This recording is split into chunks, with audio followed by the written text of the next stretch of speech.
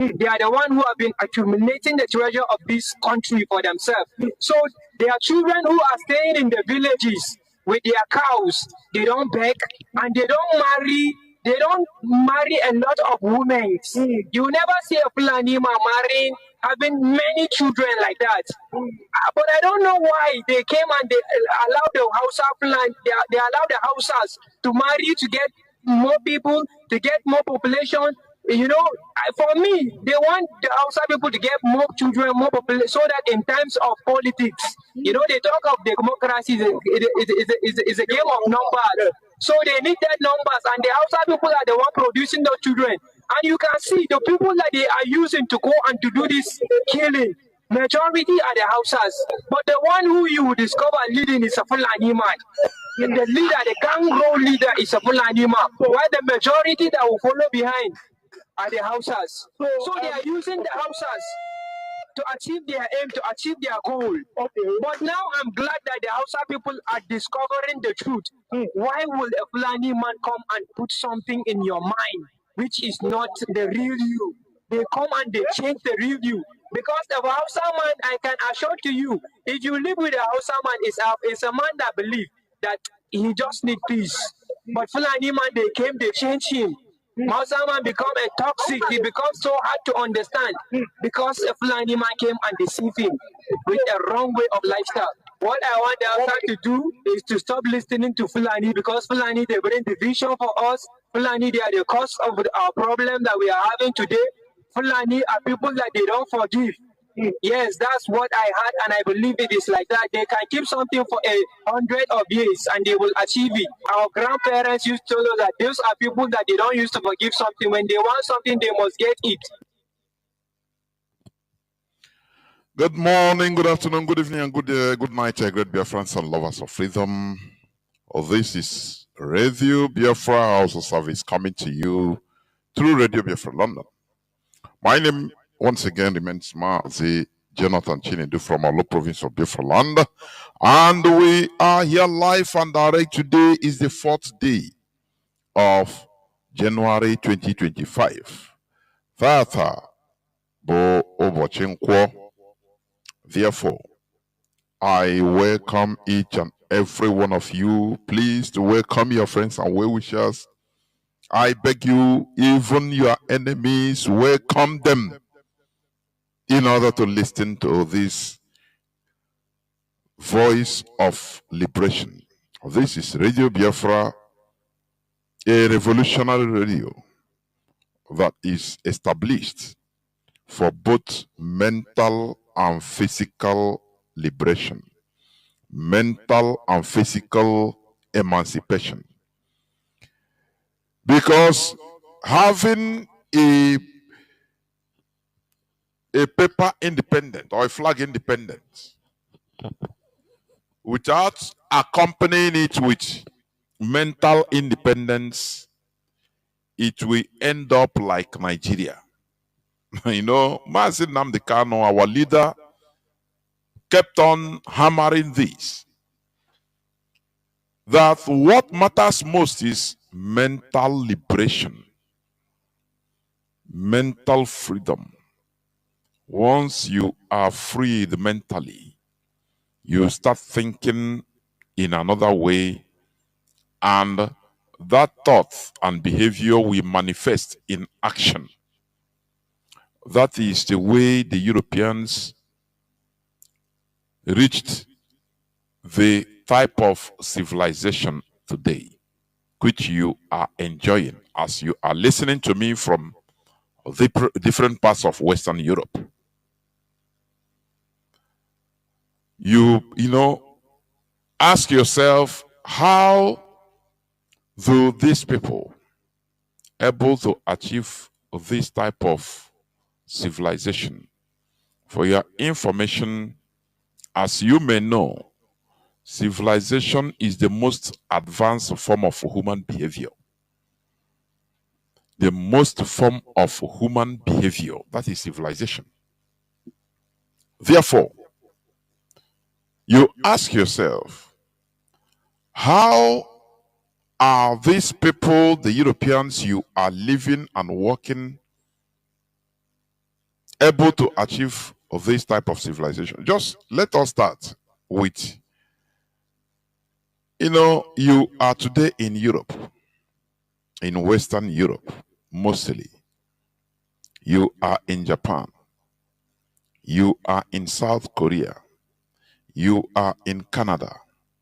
You are in America. And you are able to get a job. Ask yourself why. The president there is not from your tribe, is not even from your race. It's a white person, is from America, is an American, is a Canadian, is a Spanish. Nothing concern him with Africa, talk less of from your village. Now, you ask, why are you a stranger able to be there and have something doing, being able to pay your bills? You are working in a strange country, being able to pay your bills and even solve your problems and myriads of problems at home, be sending money to your people at home. Can't you ask yourself why? Why are these people able to achieve this?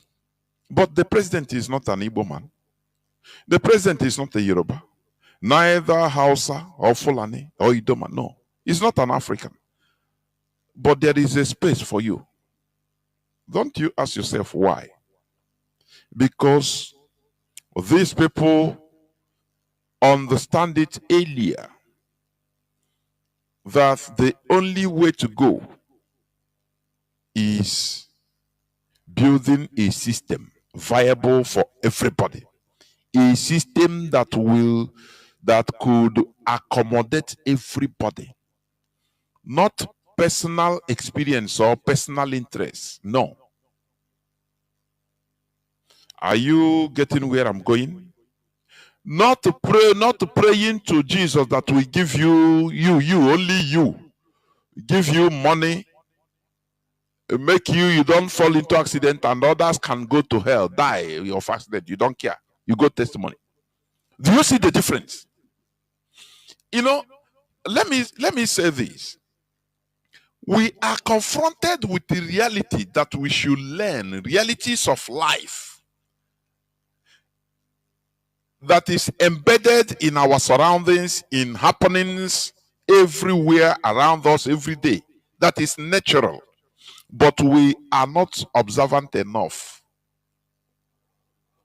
to understand or to be curious enough in order to ask questions, have a retrospect, have a rethink, and try to observe and find out. When we talk about going back to our roots, our tradition and culture is embedded in knowledge, not belief, in knowledge. Omenala is about observing nature. Nature. Because nature is due process, how things work. When you see the whole, the technological advancement, cut-edge advancement, right from time, from crude to today's cut-edge advancement and still advancing technologically, that human beings have achieved is from observing nature. I don't know whether people understand what I mean. When you observe how things work, how nature functions in one way or the other, now you either try to find a way to upset it or to make it work more, or you create it artificially using how nature works. That is knowledge. The Europeans moved away from belief to knowledge, seeking for knowledge. Seeking for knowledge. And that is what makes them to be as advanced as they are today, and you are enjoying the fruit of their labor. You are enjoying the fruit of their labor. You know why I love Japan? Japan was like Africa before. The same way Europe invaded Africa, that's the same way they invaded Japan. Asia countries, mostly Japan. I'm talking about Japan as a case study. But what happened?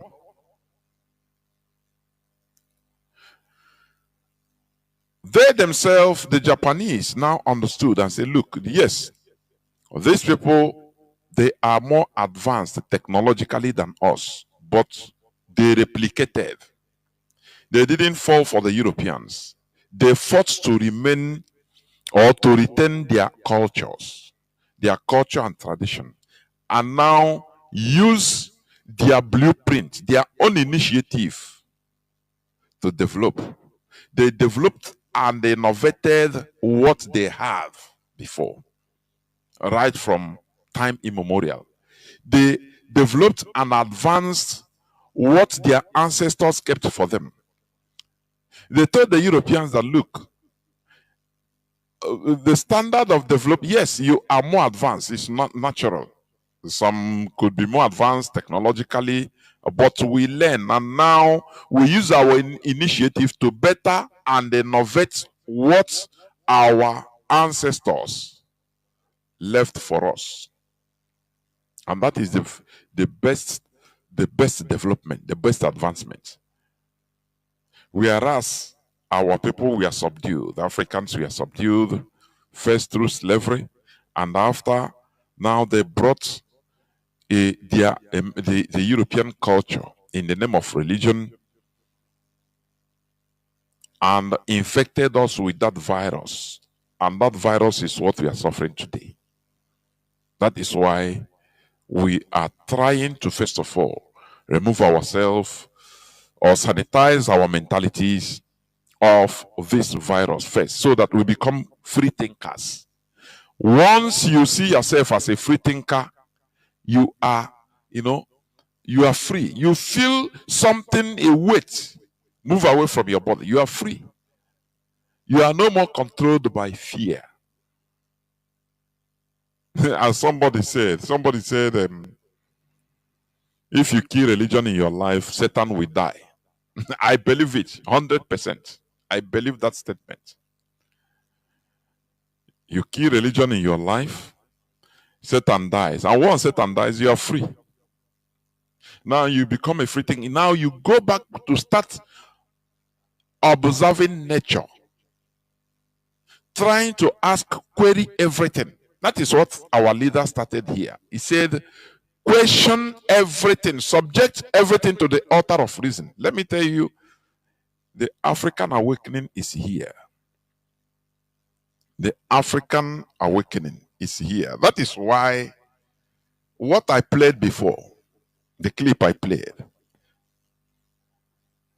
and now I'm talking about that their eyes are now opening about the ills the Fulani brought to them as colonialists, colonizers, imperial power, the Fulani.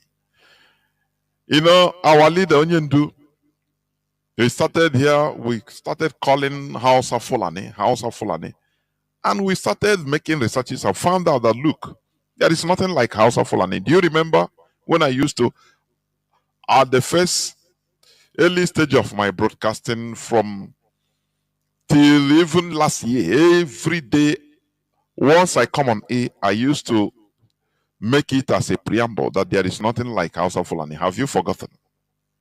Have you forgotten? Because we need to drill it into the mindset of even the Hausas. And now they know, they are catching up. Things start in a little way. Things start in a little way, but people don't know. Our people, many of our people think that everything must be done immediately. Once they don't see that type of result, spontaneous result that they hope for, that nothing is working, which is lie. Our people, we are accustomed to jumping cutting corners.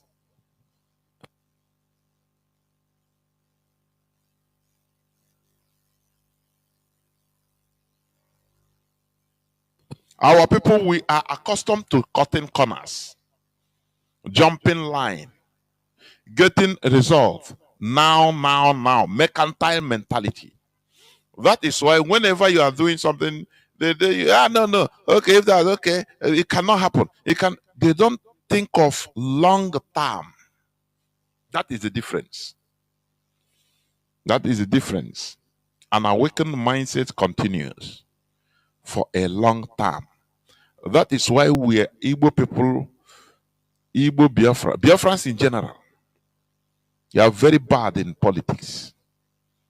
I am telling you. What they are looking at is now. Oh, what do you think? IPOB is not, the leadership is no more.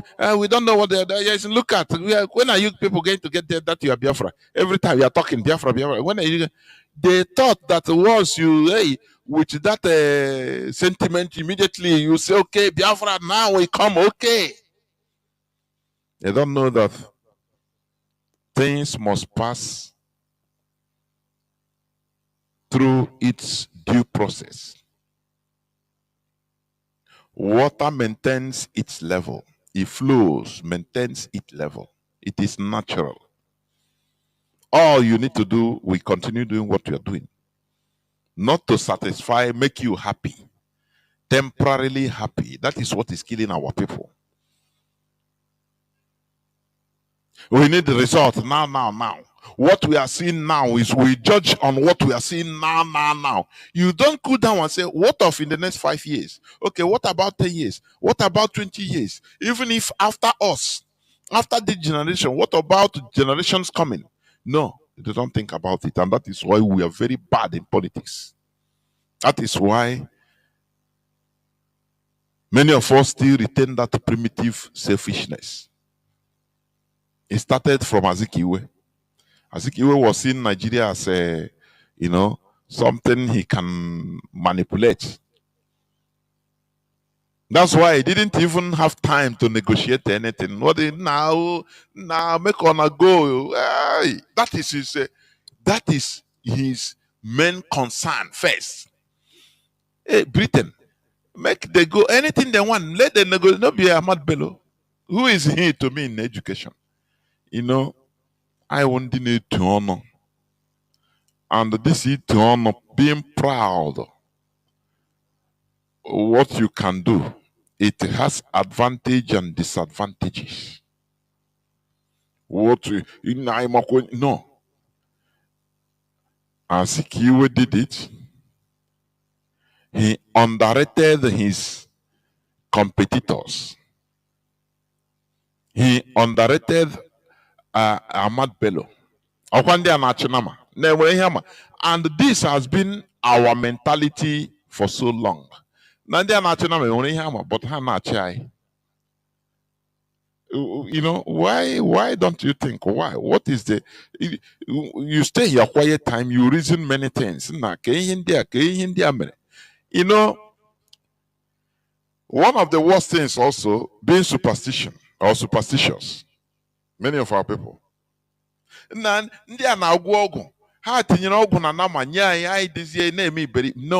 they did their homework very well. We didn't do.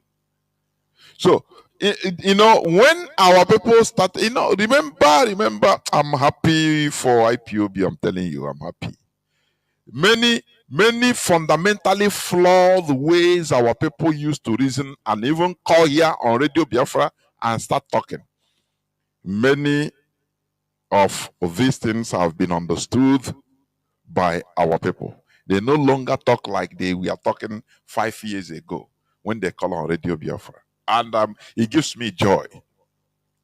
No,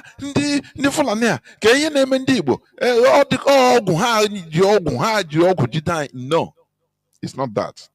No. They did their homeworks very well. And we don't. So, politically, they are wiser. When Azikiwe was only looking at that his time, his lifetime, that he's so educated, he knew how to maneuver, he can outsmart Ahmad Bello. So he didn't pay any attention on the negotiation between Britain and Ahmad Bello. What Ahmad Bello is asking, or was asking that time Britain to do, the conditions he posed before he joined Nigeria. He didn't care, because what his interest is only for him to be the president of that big country called Nigeria, to become his excellency, the first president of Nigeria. That is the only thing. That is where his own knowledge ends. He did not think and calculate, this is my action. Okay, what this man and the British are doing, these people, they set up many things here. They created Nigeria. If I allow Ahmad Bello to continue negotiating, cutting deals with Britain, it can be hard for us in the future, because Britain will help him get everything, every deal they cut, every deal. And my people will become servants in their own land, or slaves in their own land. How is the situation going to be if Britain gives majority, I call it natural majority, to the Fulani Caliphate? He didn't think about that. What covers his eyes is that, I will be the president, and that is it. Is the same thing not still going on? That is why on come Wednesday, on the 8th of January 2025, I will be here on this Hello platform with Mazi Azayoba by 7:30 BT, 7:30 p.m. BT, in order to discuss about the mental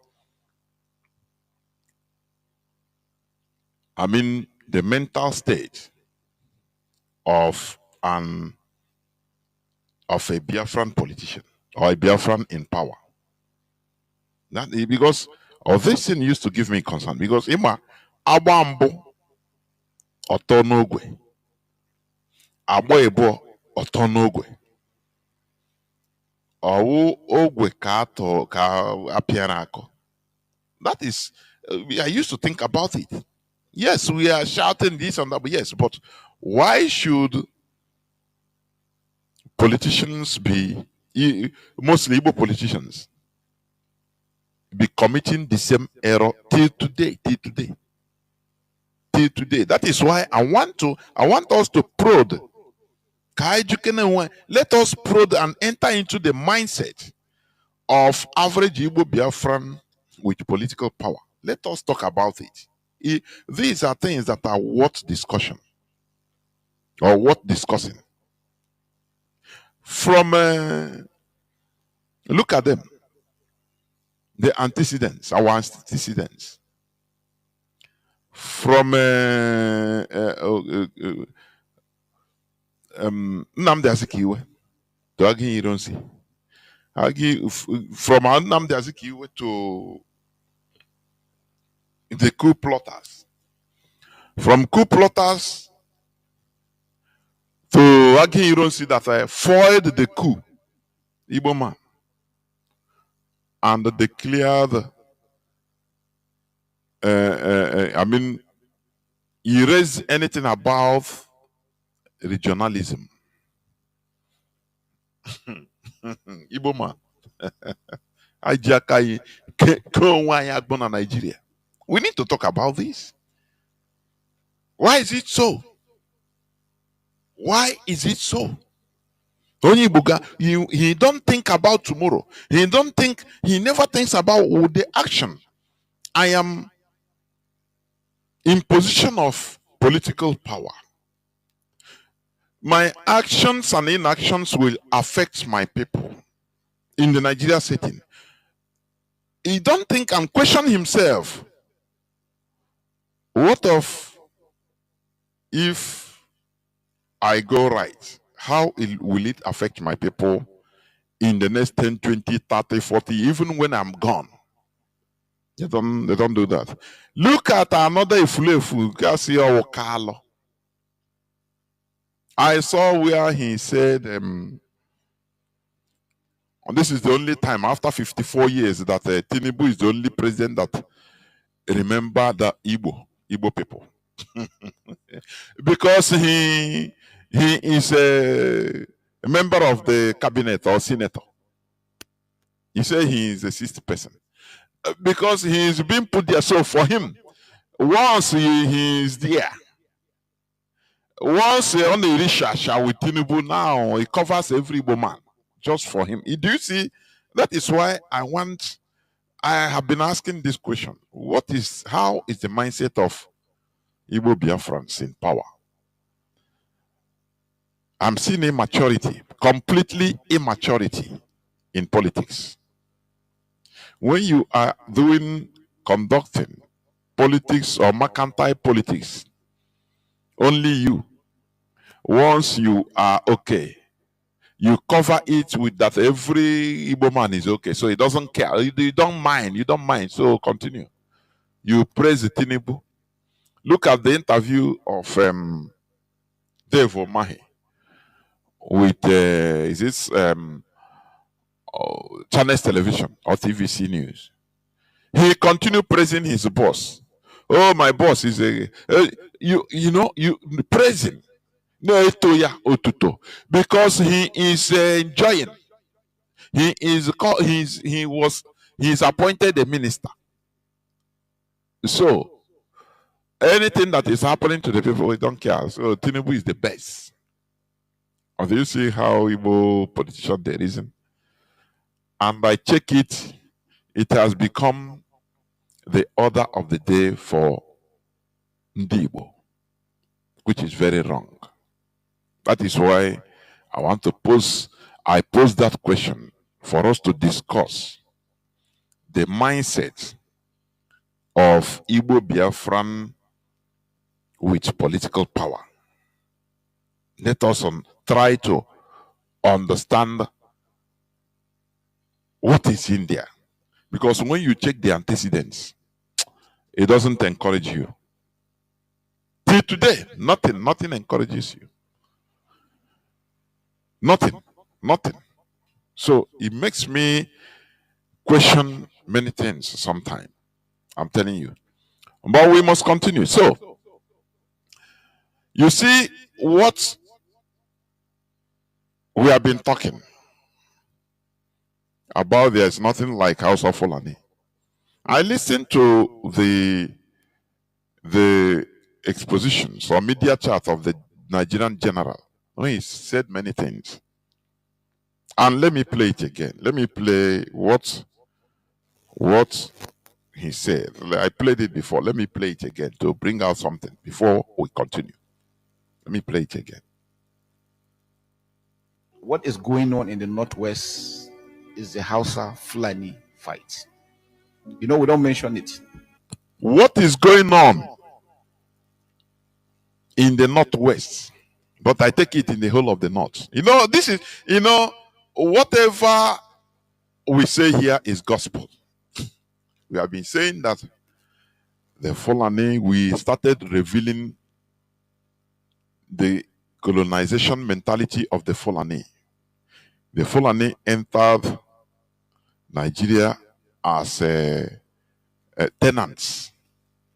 They just came through headsmen as cattle rearers through the Sahel. They entered Nigeria and settled. They saw that they could stay there. Morning children, and they born somebody called Ottoman Danfodio. His parents were tenants in Hausaland, in Gobi Empire. In Gobi. Later on, this boy grew up to be a man and studied Quran. That is the holy book of Islam. And now he entered into action, started preaching Quran to people that have been that have been Muslims even before his parents were born, because many Hausas and other indigenous people there in the north were even Muslims before the arrival of Ottoman Danfodio's parents. But now he started preaching to them the radical Islam, preaching to them that, look, you have no communion with an unbeliever, an infidel. Even if that infidel is your brother, your blood brother, your mother, your king, you have nothing in common with him. He's either a Muslim and you go with him as a Muslim, or he's an infidel, you kill him. That is the division religion used to bring to a people. Foreign religion, very, very trickish, with imperial mindset, colonization mindset. They will first of all bring division among people that we are in harmony. Before, the Hausas, few of them were Muslims, yes. Many of them were traditional or traditionalists, because that time Christianity never even arrived. Now Ottoman Danfodio saw the opportunity, and he saw that they were keen, listening. They were mesmerized in his teaching. And he put the highest gear. He went to the king's palace. He was invited, after all, by the king to start teaching his children and his other people, the population, Quran. And he now saw an opportunity. He started teaching them hatred against their own, to change the way they reason. Ottoman Danfodio now started teaching Hausa people hatred, to hate their own brothers, because the only way the colonizer, they are very smart. The only way they are always successful, they can be successful, is to divide the brothers. Do you remember King Mvemba of Bakongo? Do you remember the story? When he thought that the civilization, like many of our people today, the mindset, when you talk to some people, what does religion bring to our land? This foreign religion. They say, no, it bring civilization. If I listen, it pains me a lot. I'm telling you, it pains me, because ignorance is a very big disease. Ignorance can kill you. Ignorance is a big killer. I am telling you honestly, because whatever you don't know is bigger than you. But information, right information, can save your life. So they'll be telling you, no, this religion brought civilization to us. So I asked, so before we didn't have civilization? We had civilization, though it was not as advanced as the Europeans. But we can advance it by ourselves. In my Facebook timeline, I reposted a video of a boy. Somebody sent it to me. Then I reposted it on my timeline. A young man. And I read the comments of people. Very lovely. Some things we took as ikeikan for granted. Things that we are started by our ancestors for hundreds, if not thousands of years back. And we cannot add value, innovate it. Who is to be blamed? Now tell me. It is we. It is we that should be blamed. It is we that should be blamed for not innovating what was there or what has been there. Unlike the Japanese, they innovated what was there in their land.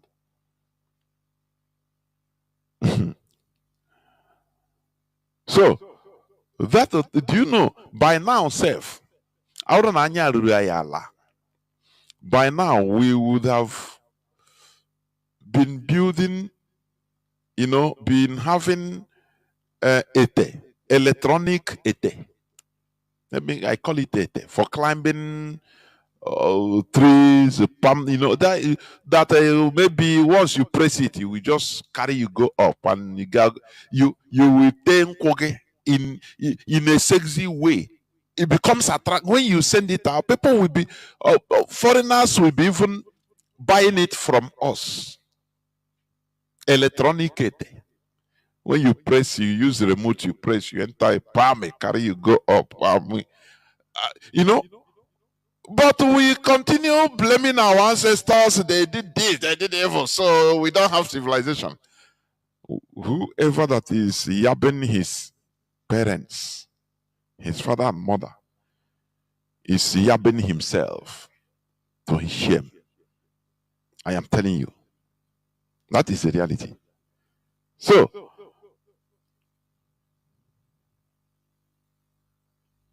somebody is telling me that radio, the program has been going off and on. Please, I need confirmation whether let me see. I don't know. My dashboard, my indicators, everything is correct. But somebody is now inboxing me that the radio is not functioning well. Let me see. I don't know.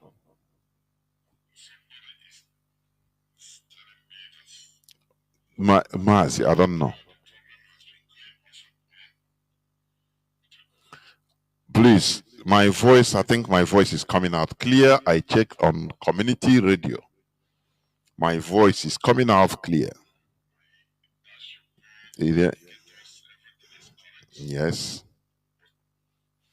Sometimes when you have problem on your this thing, please, you check your system.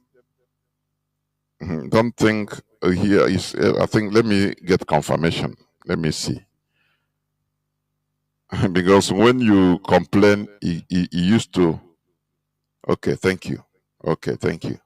He used to knock me off. I say, oh, so what I was saying, it wasn't coming out. Okay, thank you. No, I'm coming out clear. It is coming out very, very clear, please. Any person that is not hearing, check your system. Check your system.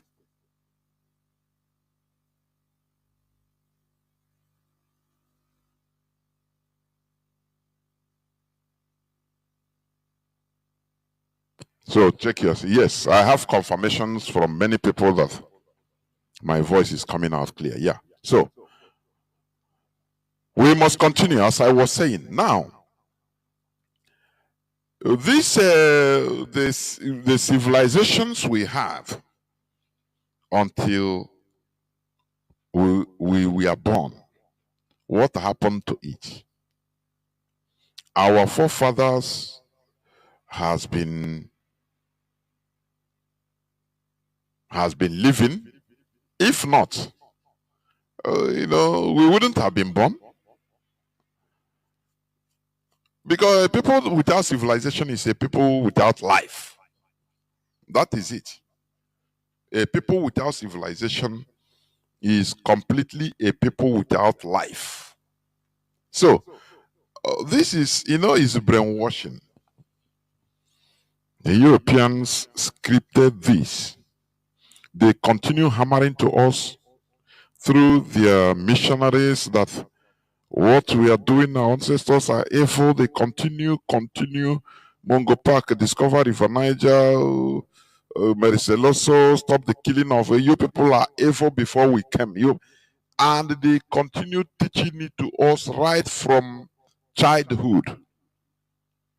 If they convert you as an Igbo person, these are the things they will continue nailing into your head until it becomes part of you. That is why when I see this, our people, I'm no more annoyed with them because I know it's a script. They continue to the same thing. But when you check, you see that the people that committed the most heinous crimes, one, the Europeans, they committed the most heinous crimes, genocides, one, of themselves, two, of foreigners. But all of a sudden, they are saints, and we are the bad guys. They made us, we see ourselves to be evil, that our ancestors are evil. So I see it now. I know before I used to be annoyed, but today I understand. I understand.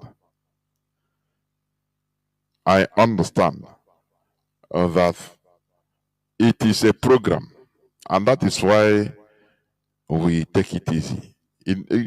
Conviction is the watchword. You make people to reason, if they can, to stop and reason. Now, let's go back to what I was playing, because today, as I was saying, I will take it easy. I will take it easy. Before, we are talking about what was known in Nigeria is House of Fulani. You know, the Fulani, they are parasites. They went and attached themselves to the Hausa. They came as mosquito. They attached themselves. Now change the name. Instead of Hausa, they say no, na House of Fulani, House of Fulani. Until everybody became accustomed to it. They put it in Wikipedia, put it in everywhere. In Google, House of Fulani. From there now, they start growing Fulani artificially. Fulani is before it was 0.5%. After 2 years, it's 1.5%. Buhari entered into power, it becomes immediately jumped to 6%. Now, they started growing it artificially. So that in the next 10 years, now they will be competing. They will say, no, there are 4 major tribes in Nigeria, no more 3. They will put Fulani and Hausa. That is how they go. But it's a pity that our people are not political enough to understand how these people function. That is why I started campaigning that there is nothing like House of Fulani. There is nothing like House of Fulani. It is just an artificial creation in order to confuse both the Hausas and other indigenous people in Nigeria. Because, colonizers, they come with confusion. They come, they think you finish, you start even doubting yourself. That's why our people, you ask some of our people, they are saying, no, our ancestors are nothing. They were non-entities. They were this. It's a program, it's a foreign program being put in our heads. First of all, colonizer, they come, they put confusion inside you. It's just like in a war front. The enemies, they come, the surprise attack. The soldiers will be in disarray. Finish. They will surround everybody, kill everybody. That is how colonialists work. They first of all come and start making you to hate your brother, hate your friend, hate your ancestors. Now, once they know that once they remove you from your shell, from your natural habitat, you are dead, you are vulnerable. You are in their hands. They can now use you, toss you around. Anything they tell you, You say, yes, sir, it's like that, sir. You start growing with it. That's why, even in the Bible, when, according to the Bible story, which I call Freemason puzzles, some people don't want to use ear here, but it's truth. When Jesus met Peter, he was a fisherman. He said, what are you are killing fish. Stop killing fish. Fish is of no use. Come, I make you killers of men. People don't understand that. No, stop fishing. Stop catching fishes. Stop removing fish from their natural habitat. Because a fisherman is a fish killer. Oh, you understand that? No, emotion will not allow you to decode the message there. And no, it will not allow you. Mana ọkwa na onye tọ ntị n'ala ya anụ umewa ndanda. Yeah, no, you know that you will hear that even ants make noise.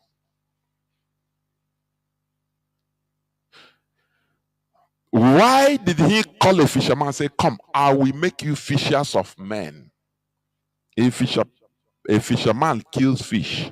He said, instead of you killing fish, I will make you now be killing human beings, making them to be vulnerable, to be sheep.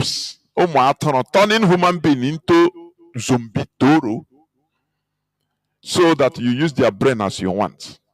Is it not what you are seeing today in our land? Everything is there. You know, a puzzle, all this Freemason puzzle is decoding secret words, secret meanings in simple words, day-to-day words, which you listen, you read, you pass it by, you interpret it in another. You don't know that there is secret, it has secret meanings. That is what you call Freemason. This Freemason, they have secret knowledge. What you are seeing as a normal reading, when they code their this in there. You don't know. How do you think that they call somebody to be, from being fisherman to be, fisherman to be, how can I call it man? Because fisherman, killer of fish, he become killer of man.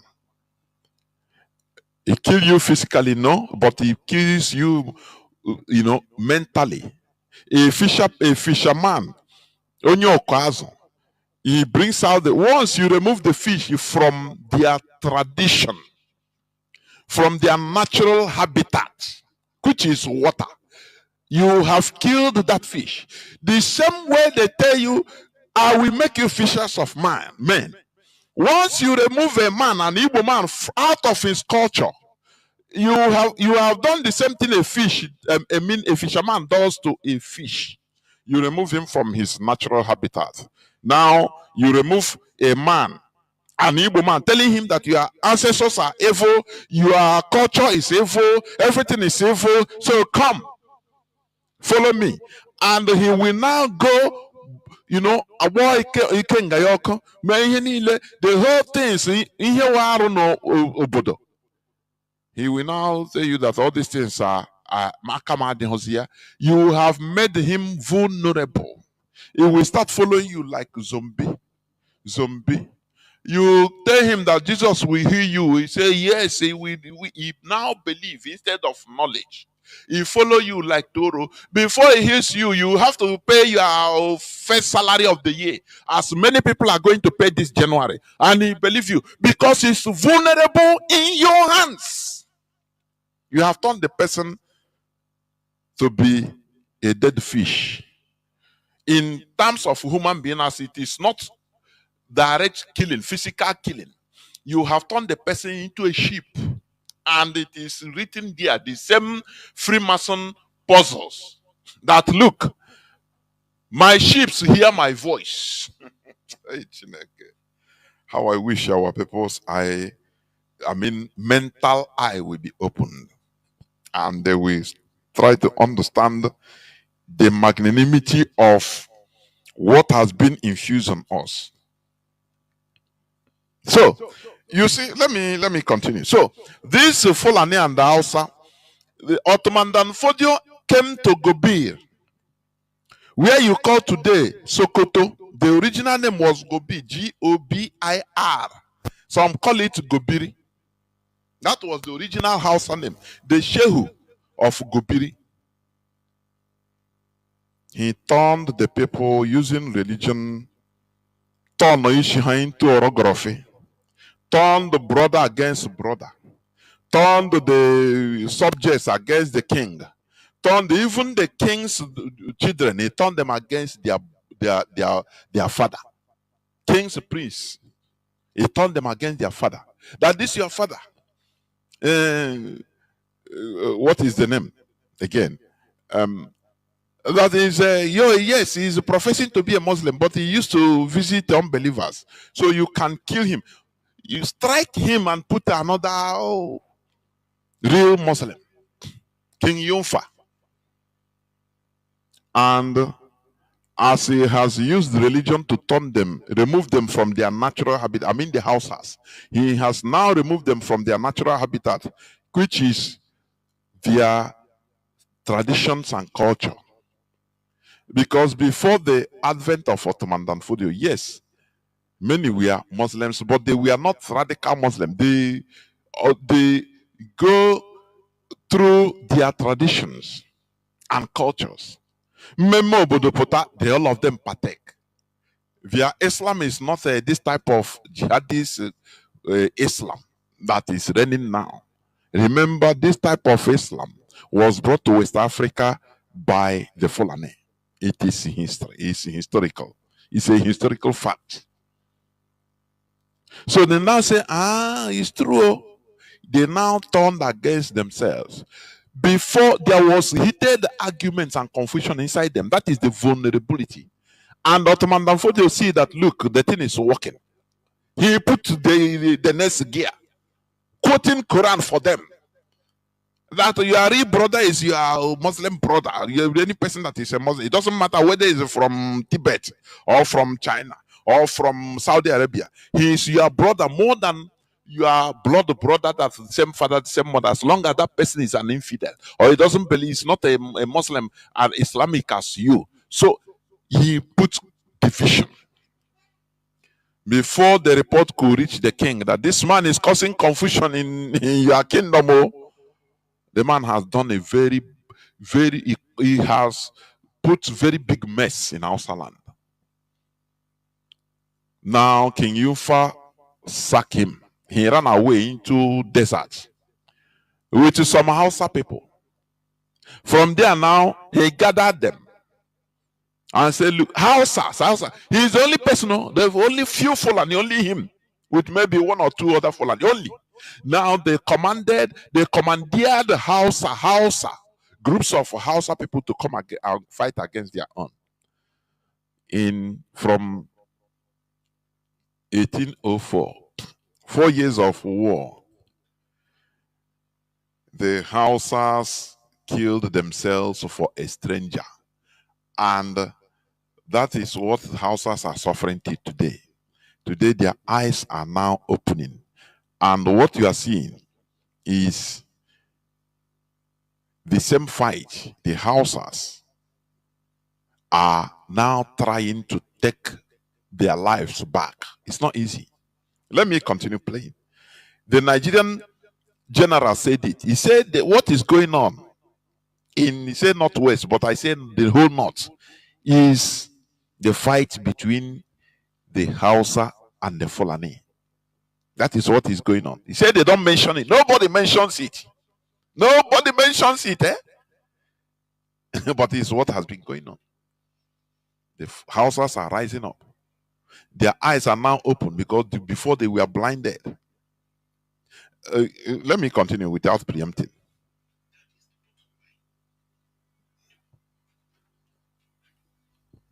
Let me continue. Just listen. Fulani man feels going on in the Northwest is the Hausa Fulani fight. We don't mention it. That is the bottom line. The Fulani man feels anytime he comes to town, he's molested, he's killed. The Hausa man believes that the Fulani man using his headsmen enters his farm and destroys his crops. So it's been a long time, I'm sure you're aware, it's been a long time issue that had not been addressed. So it's a political issue. The difference between Fulani and the Hausa is that I think this is an Hausa boy talking. Listen. Fulani, they have their own tribe. They have their own language. Yes. The way they speak is different from Hausa. Yes. If you listen to a Fulani man speaking, yes, with the way Hausa man will speak, yes, they are quite different. Yes. But what makes them to become one is that religion. They came with that religion and they said to them they are one. But yes, it's good that religion make you one. But at the then let me ask, does religion really make you one? The answer is no. Foreigners come from God knows where, from Jeddah or from Rome. They now come, put confusion, tell you to hate your brother. Oh, you are my new brother. You have nothing to do, you have nothing in common with any unbeliever. It goes to that what I was saying. They remove you from your natural habitat, and you become vulnerable. You become a weapon in the hands of these foreigners against your brother. And they make you believe that, oh, we are one. Remember in Igbo land, when you study the introduction or the Christianization of Igbo land, what happened? You know, we have our laws. We have our laws in our land. For people to understand, let me say this. What you call alosi is just like law. Because in order to organize a people or continue organizing a people, there must be law and order. There must be something people are afraid. There must be ideological coherence that binds people today, binds people together. As today we are saying that Biafra is our religion. When you are dealing with somebody, once you say, you know, that thing, that word, that word have shown you that you is the same, you and him have the same ideology. So you feel that bond pass through. That current of bond pass through you and you feel it and the person will feel it. That is it. Now, according to Tino Achebe's novel, things fall apart. They saw that we are a people that are binded together. That if they come without separating us piece by piece, that that they are not going to succeed. Now they have to instigate that division. What do? They start their so-called missionary. People that were ostracized in the community. People that were pursued because in our land, as there was no prison that time, Igbos, we have, according to our tradition, we have different types of punishments depending on the crime. There are crimes that the person must leave the land, him and the family. They will leave the land and go exile. There are some crimes that needs the person who will stay, he can stay there in the village or in the community, but he will be ostracized. Either he or the whole family will be ostracized. You know, ostracization or ostracism means you be in the midst of people, but you are isolated. No person salutes you. If you salute people, if you salute any villager, he will not answer you. Morning, afternoon, night. You go to market, no person says to you something. If you sell, no person buys from you. If, for example, you go to fetch water, no person helps you to carry your udu, your gallon, put on your head. And no person will never allow you to touch his thing. So you are with people, but you are alone. It's a punishment. It's just like prison. For you will be crying for your crime, apologizing until the time they give you. If it is 1 month or 1 year, depending. Now, before there are things you will do, now they bring you back, welcome you back to the family, to the village. The Europeans went to those people. They know that, look, that this type of people, they are annoyed. Yes, they committed crime, but they are annoyed against even the village in one way. Just like, as we may know, if any people that commit a misdemeanor, one crime or the other, or any type of disobedience that warrants pursuing, sacking from IPOB, the person will be sacked. And Mazi Nnamdi Kanu sibling, Kanu will go. They will scavenge for that person and go and bring. They know that that person will be sad. So they will go and take him. That is exactly the way Christianity started in our land. They go and take him. Say, now, what you see what I'm telling you? Is, by that time, he will be annoyed against the leadership, against IPOB. Now they will take that advantage and pick him up. Come, let us work together. These people, leave them. I tell you, now you see, now he become one of them. Before you know, he'll be on Facebook talking this and that, this and that. That is exactly, I want to give you the synopsis, the example of what they did in our land. They first of all went to these people that committed crime in our land, ostracized, exiled, serving one type of punishment or the other. They go and meet them. What happened? Why are these people not talking to you?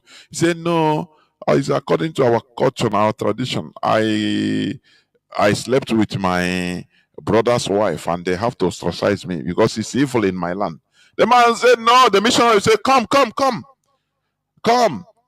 There is a God that born child in our land. He said, once I am a priest, I am his representative. No person have the right to condemn you.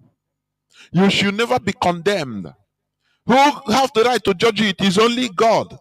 As you are talking to that person, he will say yes, because he needs something. He needs friendship.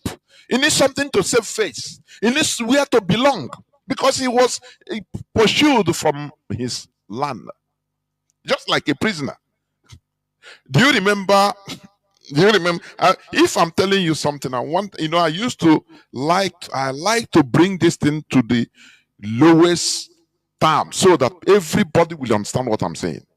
Do you remember 2020 during NSAS protests? Do you remember? Now, when the failed revolution was going on, Mazi Nnamdi Kanu was on air in order to motivate Nigerian youths. I could remember some people from jail one day, whether in Warri jail or in Delta, I don't know, I've forgotten, or Edo, something like that. They come, they say, even whether they are not Igbo self, they don't get, because he needs freedom. He was a prisoner. He said, Mazi, Oga, we have stayed here. Once we come out, we go and join. Please, you tell people, come and help us break this place. I could remember it vividly. From jail. He said, as I'm talking to you, I'm calling from so jail. I've forgotten the jail. Because he was in jail. He was suffering. Though he committed crime. So he don't care where help come. Anything he call help for him to get away from that place. That is the same way the people that we are sentenced to different types of punishments in our land. That is the same way they were scavenged by the missionaries. They went to them. They said, no. Who are these people? What did you do? He said, okay. Well, come. Once, kneel down. Say after me, Lord Jesus, I've confessed And in the name of the Father, the Son, and the Holy Ghost, you are forgiven. Who are you? Who is the person to judge you? No judgment. Do you see how they came? They scattered, they put confusion in our tradition, in our land. That is what they did in Hausa land. Exactly. That is what you are hearing. Exactly. So now they empower these criminals in our land. They empower them. They give them clothes, new clothes, a carry Bible, give them, start teaching them how to read and write. Say, you people are now born, you are no more sinners. You are one of us. The foreigners make you both make you, now that you are more brother to him, you start pumping hatred against your brothers in you. That these are unbelievers, these are infidels. So you see how they were. The same thing that happened in Hausa land. That's what I'm explaining. It happened in our land also. Exactly the same thing.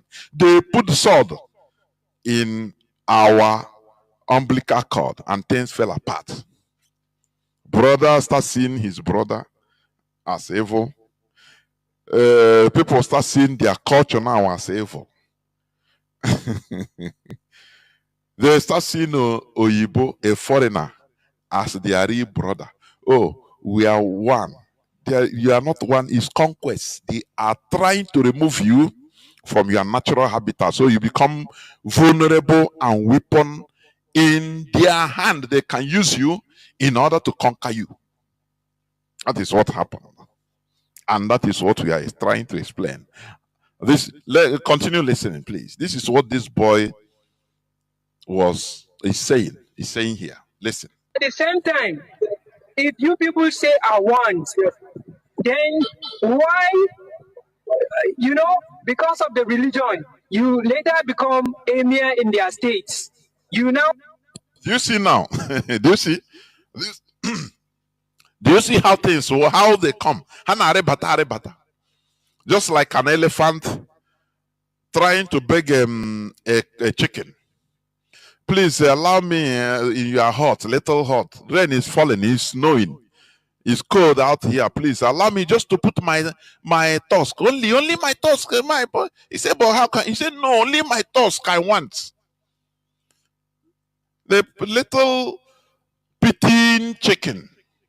We allow the elephant. Say, okay, only your tusk he put. Once he put the tusk, he said, okay, allow me, please, to put my leg.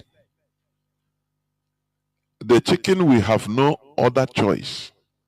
As this one is putting his leg, is pushing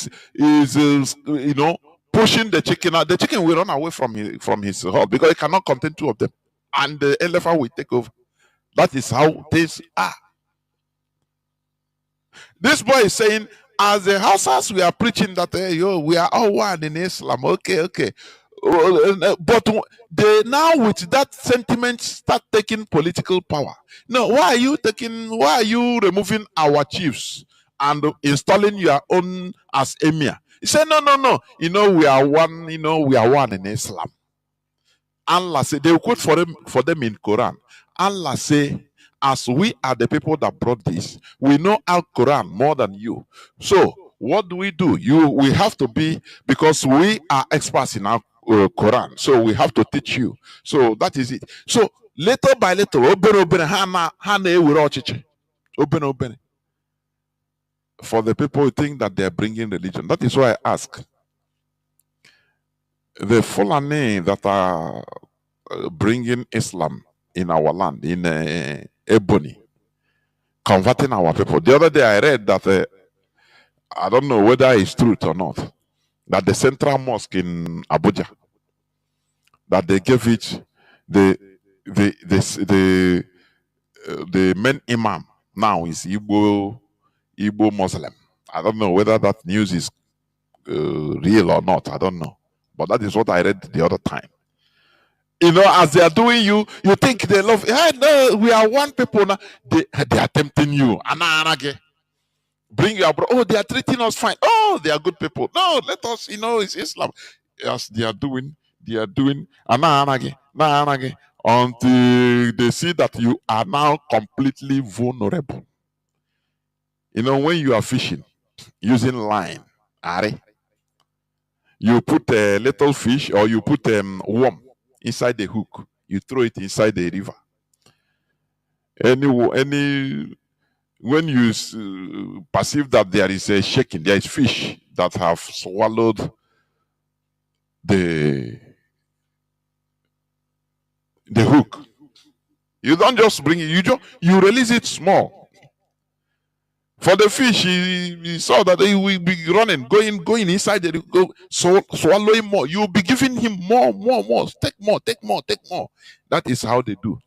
Until when you know that the hook, the fish have swallowed the hook to a place that no more. He have hooked no more. It can no longer escape it. Now you show him that you're a fisherman, you're a killer of fish. You show him you are a color. You start now dragging him to bring it outside. That is how they do. That is how they did. The Hausas suffered the same thing. And our people, we suffer the same thing too. But do we learn? That is the problem. The question is, do we learn? Can we unlearn to relearn? It's a process. Unlearning what have been pumped into your brain. It's not easy. When you are awakened, you will now start unlearning. Just like when you are removing old oil, if you go to gas station to remove old engine oil from your car, they open up, we start offloading the oil, the black oil. When you now offload it, now you close and you pump in new one, you pour in new one. That is when you awaken, you know that your consciousness will be alive. Now you start saying, oh boy, you try to unlearn. It's a reverse learning. You reverse the learning. You start unlearning. After unlearning, now you start relearning. That is why when you are saying something to some people, these are things that many people have never had before. But because they see it as strange, how can you be saying this type of thing? Some of them cannot withstand it. They will close their ears and go. They will say, no, you are, hey, which kind of human being are you? You are talking this. No, I never. They will go. Some people that want to unlearn, they will start asking you question. You know, when they ask you some question, you know. Now, the person, he will not decide. He will go and start making researches, thinking, reflecting, making researches, investigating. And after, he will start seeing that, look, there is truth in it. Although I never finish, but let me continue. That is how human beings should be working. A modern human being. So the Fulani, they came to Hausa land. They did to them what the missionaries did to us. They went direct, first of all, to our criminals of Igbo land. There was no prison. When they see isolated people, they go to them. Why are you? No person is talking to you in this village. Saying, not so. By that time, the person will say, maybe is he a foreigner? Maybe if he can help him. He say, look at somebody that is talking to me, but the whole villagers are not talking to me. I'm ostracized. So let me profit. The person will tell him that, look, it doesn't matter how you are seen, it's as black as Erebus. No person should judge you. That is when they brought lawlessness in our land, in our mindsets. Don't judge him. No, he's a man of God. But he tried to rape somebody. They say, no, leave him. Do you know that in my our people now cover in your jaw? I'm telling you. Our people now cover in your jaw. And it's evil. Evil is evil. Oh, leave him because no, don't talk it loud. He's a man of God, he's a reverend father. Do you know how many people in Australia, how many priests have been sentenced to either fine or jail? In America, the same thing. In different European countries, the same thing. Why? Because of molestation, sexual attack on both minors and majors, females and males that near them. Some of all those episodes happened maybe 20 years back. But the people brought, do you see, advancements, laws makes people upright. You must be upright. That's why, like, you throw your, for example, you forget your phone in a train station in Japan today. It will not be stolen. Go tomorrow, maybe you look at it, they will call you, they'll give you back your phone. Maybe phone you bought heavy amount of money. Development is everywhere, both moral. Development goes moral. Knowledge goes, because these are people that goes through the law. They have been, you are uprighted through the law. But do it to like in Nigeria. Do it like in Nigeria. Throw your wallet or your phone in a church ground, in a church multitude. Na miracle. Hey God, as I pray now, God don't butter my bread. He pick the phone, go and sell it. Maybe phone you bought 1.5 million naira. You go and sell it 200,000. Say God, don't. Hey God, Pastor, pray for me. Say I must meet miracle, and I've seen it. Then what is the essence then? What is the need? Whereas the people that doesn't even know about your religion, people that are not even religious, they are more upright. They take the phone, they see it, they go and keep it, go and report, go and keep it in the police station. The police will take it and see how to contact you. For example, I'm giving an example. But there, the people don't go to prayer, they don't go to mountains to pray, they don't go to call, do fasting and prayer. They don't go night vigil. Because that is the system they have created. They have their own system, their own natural system. That is it. So, this boy, he's got there. If you see a Nigerian talking like this, maybe an Hausa man or one of all those tribes, all those indigenous tribes that is not Hausa but is not Fulani. There are more tribes in the north than in the south. Much more. It's true. If they can be now speaking like this, know all this, which means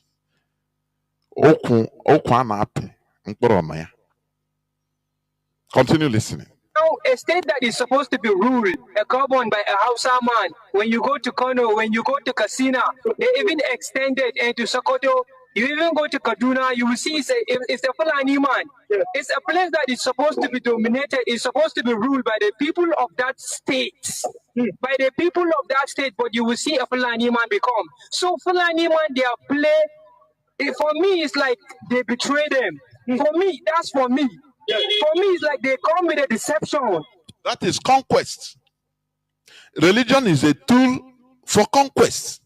Complete. It's not because in our African culture, you don't preach your culture. That is what they call religion. You don't preach it to another race. Maybe you go to Yoruba land and start telling them, believe in Amadioha. He is your savior. He is all and all. He is the only way to Chukwu Abiyama. No. Rather, you go to a foreign place, you even ask how, like Ojemba. I don't know people that know this program they call Ojemba Enwiro. In the is it 80s and 90s in IBC, Imo Broadcasting Corporation. Any place you go, any community you go, first of all, try to understand you respect them. You respect their culture. Respect their pantheon. Anything.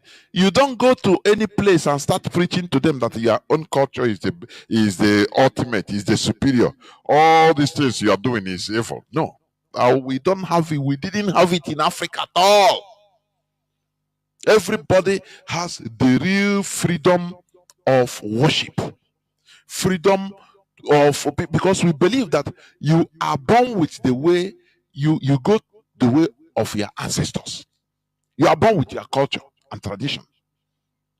But since these foreigners came, that is, they have conquest mentality. They now use religion and put fire in our land. They now brought us fisher. Remember, fishers of men instead of fishermen. They now became fishers of men. They brought us now out of our own cultures and tradition, and we become vulnerable in their hand. They can now use us as anything. That is why when you see a congregation in our land, they tell them that, look, they scam them anyhow. They are happy even being scammed. You tell them that, look, this is a scam. They are collecting. Why is somebody telling you that Jesus will heal? Look at, I read the news of the other day about Ebube Monso. They kidnapped one of his priest brothers. And he have to use his son. He didn't invoke the fire of the Holy Spirit to go and release him. He have to do the doing physically as we are preaching. But you see people that are coming from far and near. People will leave Europe. People will leave America.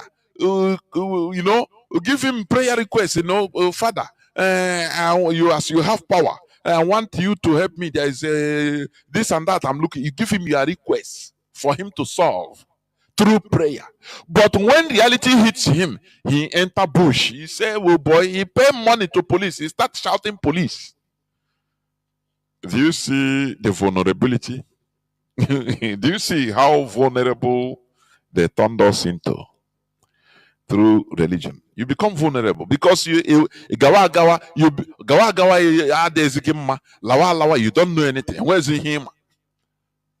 You don't know whether you are butterfly or you are bat or you are bird. You don't know because they have turned you. They removed us from our natural habitat, which is our protection. Because when a fish is inside the river, it breathes there. You move around, it eats there, everything, it feeds there. That is his natural habitat. But when you bring him out, you have killed him. He becomes vulnerable. If you want, you put him in an aquarium, your own artificial aquarium. That is what they put us through religion. They conjure the fantasies in full our head. Don't worry about this world you are in. Don't worry about it. Anything you see, even in misery, no problem. After all, this one, they quote for you who suffered the misery. The Job suffered. But when you die, you will go to heaven. You say, because you are now vulnerable. It was your thought. It was your thought. You are nothing in their hand.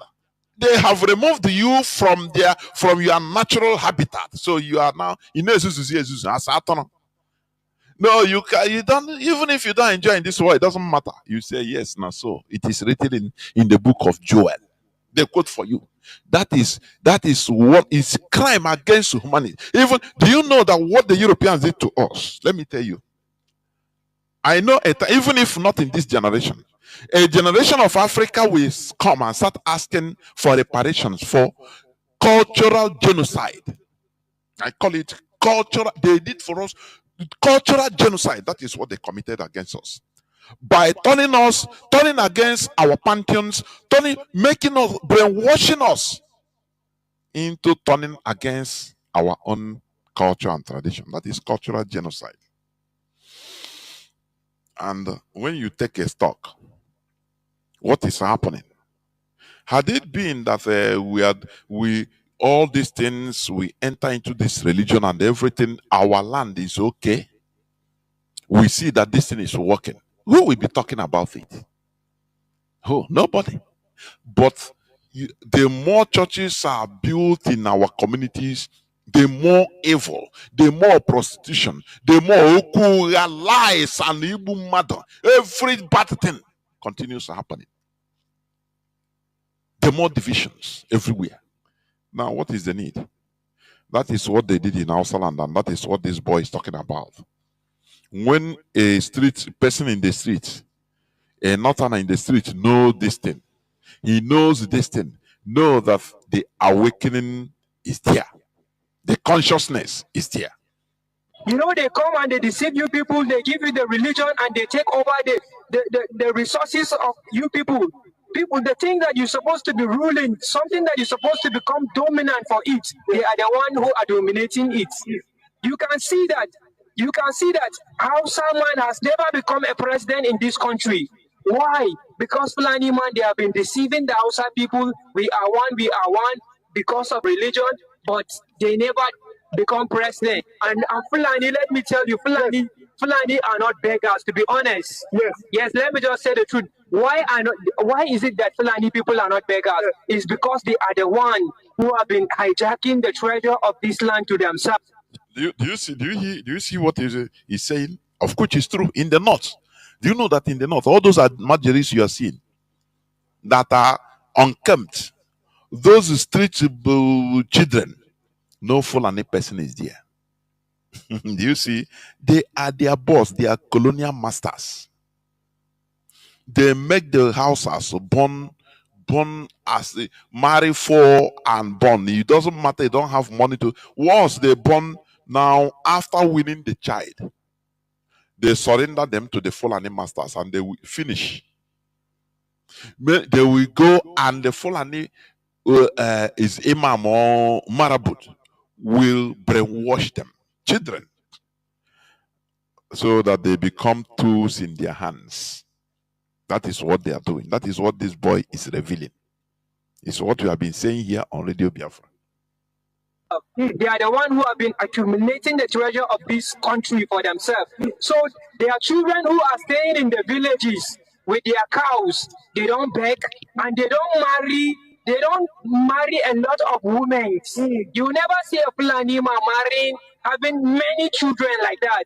But I don't know why they came and they allowed the Hausa Fulani, they allowed the Hausas to marry, to get more people, to get more population. You know, for me, they want the Hausa people to get more children, more population, so that in terms of politics, you know, they talk of democracy is a game of numbers. So they need that numbers, and the Hausa people are the one producing those children. And you can see the people that they are using to go and to do this killing, majority are the Hausas. But the one who you will discover leading is a Fulani man. And the leader, the gang role leader is a Fulani man. While the majority that will follow behind are the Hausas. So they are using the Hausas to achieve their aim, to achieve their goal. But now I'm glad that the Hausa people are discovering the truth. Why will a Fulani man come and put something in your mind which is not the real you? They come and they change the real you. Because the Hausa man, I can assure to you, if you live with a Hausa man, it's a man that believes that he just needs peace. But Fulani man, they came, they changed him. Hausa man become a toxic, he becomes so hard to understand because a Fulani man came and deceived him with a wrong way of lifestyle. What I want the Hausa to do is to stop listening to Fulani, because Fulani, they bring division for us. Fulani, they are the cause of our problem that we are having today. Fulani are people that they don't forgive. Yes, that's what I had, and I believe it is like that. They can keep something for 100 of years and they will achieve it. Our grandparents used to tell us that those are people that they don't used to forgive something. When they want something, they must get it. I think you've had it. There is nothing to add there. When the message we are giving out here is resonating in the streets of Nigeria, it is encouraging. That is the awakening. I don't know, that is the awakening period. If you are bypassed, or if you bypass this awakening and continue being that thing you think, or you don't want any change, know that we can no longer help you. But what I'm telling you is this, that the restoration of Biafra starts with the restoration of our inner mentality. That is the thing. You know, we are in 2025 since 4 days back. Though it's a human being that created everything, the days are the same, but that is it. Because in a social world, a world of human beings, because human beings are social animals, there must be organization. Without organization, we cannot live. Nigeria is not organized. That is why Nigeria jaga jaga. That is why there is insecurity. Let me tell you something. There is a policy. You know, Showore said it. People don't give too much this thing on what he said. That Nigeria has Igbo problem. There is a policy in our land today. encourage criminality in our land.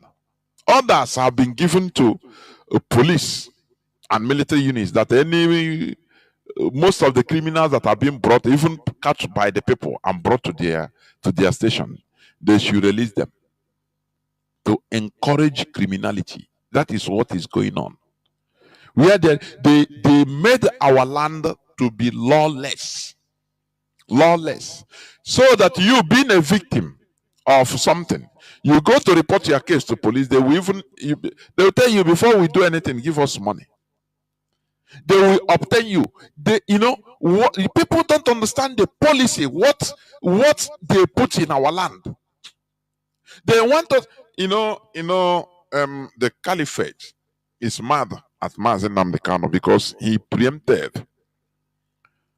He revealed their plan. Although it has been ongoing since 1970, but they wanted to take it slowly, step by step, so that before we can rise up, we realize what is happening, we are no longer here. That is, we will be swallowed completely. But Mazi Nnamdi Kanu came in a time and started revealing everything. That is why they are mad at him. That is why they are still holding him, for your information. Because of his revelations, he opened the eyes of people. He opened our eyes as a people, so that we start looking for black goats when the sun is still shining. Now, what they resolved now, Nigeria government, the caliphate, they resolved as this man has done it now. Let us cuckoo scatter the land, Igbo land. Let us cuckoo scatter it with lawlessness, so that they eat themselves raw, so that people will be running away from our land in droves every day. That is their policy now. You catch a thief now, you go out to a police station in Imo State. Before you know, they'll tell you, give us money. You are the victim. Before you know, you go, they release him. Say, oh boy, I better go your way. Go and do more. That is what they are doing in our land today.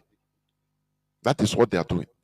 Bemonso said, he even as high he is in the social status, using religion, in Anambra, in Igbo land. He told the police said, no, we can't go into bush. Imagine that is you. Even after sending them 1 million naira. After sending them, giving them 1 million naira. I said, no, we cannot go. Until they saw that he's serious. Now go and contact his own people, his security agents. But he said, anyone that have a knife, bring. If you have gun, bring. We are going into the bush because they have been tracked. How can a place like Anambra, their police, they don't have a tracker. If there is something, kidnapped victim, they will not agree to track the person. And Soludo is there talking about insecurity. Don't you see what this woman say? That the problem in our land is artificial, is by politicians. They allow it. They support it passively, actively, and passively. They push the ones, support the ones to go and kidnap people, kill people secretly, covertly. And when they see ordinary criminals also, they leave them. They leave them. They want our land to be completely lawless. The governors we have in our land, the politicians we have in our land, they are not helping issues. What is interesting to them is their political position, to maintain their political position. They don't care whether everybody die, whether, after all, they are going with a retinue of soldiers, military. Do you see? That is why on Wednesday we are going to talk about the mindset of average Igbo person with political power. I don't know. When you say you want to serve your people, you be ready. You be ready to die for your people. As Mazi Nnamdi Kanu is suffering in the DSS dungeon. That is it. That is leading your people. You know the road. You can lose your life. You can go to jail in order to while defending your people. But when your political position is more important to you than your people, which means there is no hope. That is what they are. Oh, do you see any politician in Igbo land, in Biafra, in Anambra in particular, Igbo land in general, comment to talk about what Bemonso said? Do you see the governor say anything? They are all shouting insecurity, insecurity, insecurity. But they tell you that, look, they kidnap somebody, they call the police, say track this number. He didn't care to off it, which means even the kidnapped victim might be in the police station. It is them, the police or the military, that kidnapped the person. That is what they do. He said it openly on video. And the governor did not react. He said he have to call another state in order to track this number for me. And they track the number, give him the coordinates. He carry all the location, come back to Anambra police and say, look, I have tried my best, done it. Oh yeah, look at where this man is. Go and take it. He said, no, we don't go into the bush. He gave them 1 million. They said, no, we are not going to the bush. He said, okay, no problem. I will now carry my people, go. Anything that happen, they laugh. They say, okay, sorry, okay, we will go. Which means they know they are the people holding the person. It's common sense. Will the governor come and talk? Because he wants his political position returned. If he talk, they will tell him, they will hush him. Other will come from Abuja, hey, don't say any, don't go there, leave them. The same way they ordered the Governor Peter Obi. When he said, according to him, that he wanted to investigate the Zurifa killing. And other came from Abuja, said, don't do that. And he left his people. Because of he want to maintain his political ambition, he kept quiet. And the people died. He left the people fatherless. He left the people brotherless. And you tell me that the person will enter into Asorok and defend our interests. Let us remove this sentiment and be reasonable. Let us remove this sheepish culture which the Europeans gave to us, impose on us through their religion. Because they call us sheep and we are sheep. Anything they do, we don't reason. We just follow in like sheep. No, IPOB, we don't follow as sheep. We are human beings. That we are created to be human beings, and that is what we are. We have returned back to our human beingness. That is it. So Ludo, what did tomorrow we come and say, hey, security, insecurity, Indian name insecurity. They know what is going on. Order comes from Abuja, say, hey, just be going and playing. If you want to retain your political position, just go and play lip service to the people. Don't enter there. Don't enter there. Don't talk about it. It's not just be saying that the boy, we know, just play the lip service. Come on television, talk about insecurity. We need instead you form another group of killers like Ebubago. That is what they do.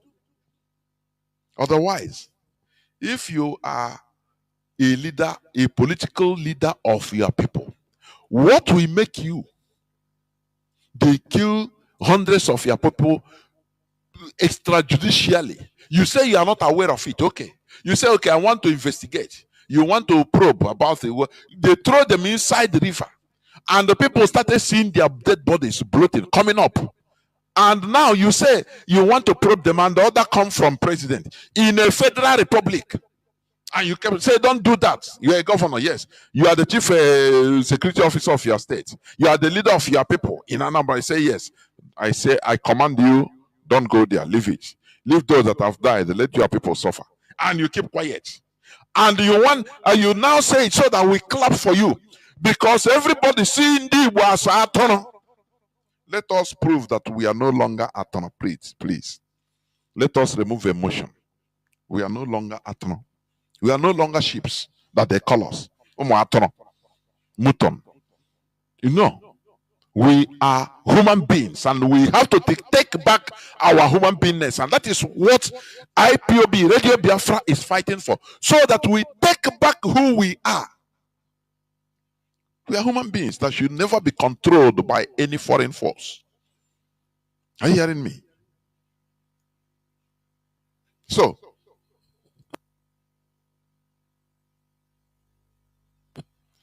we must continue.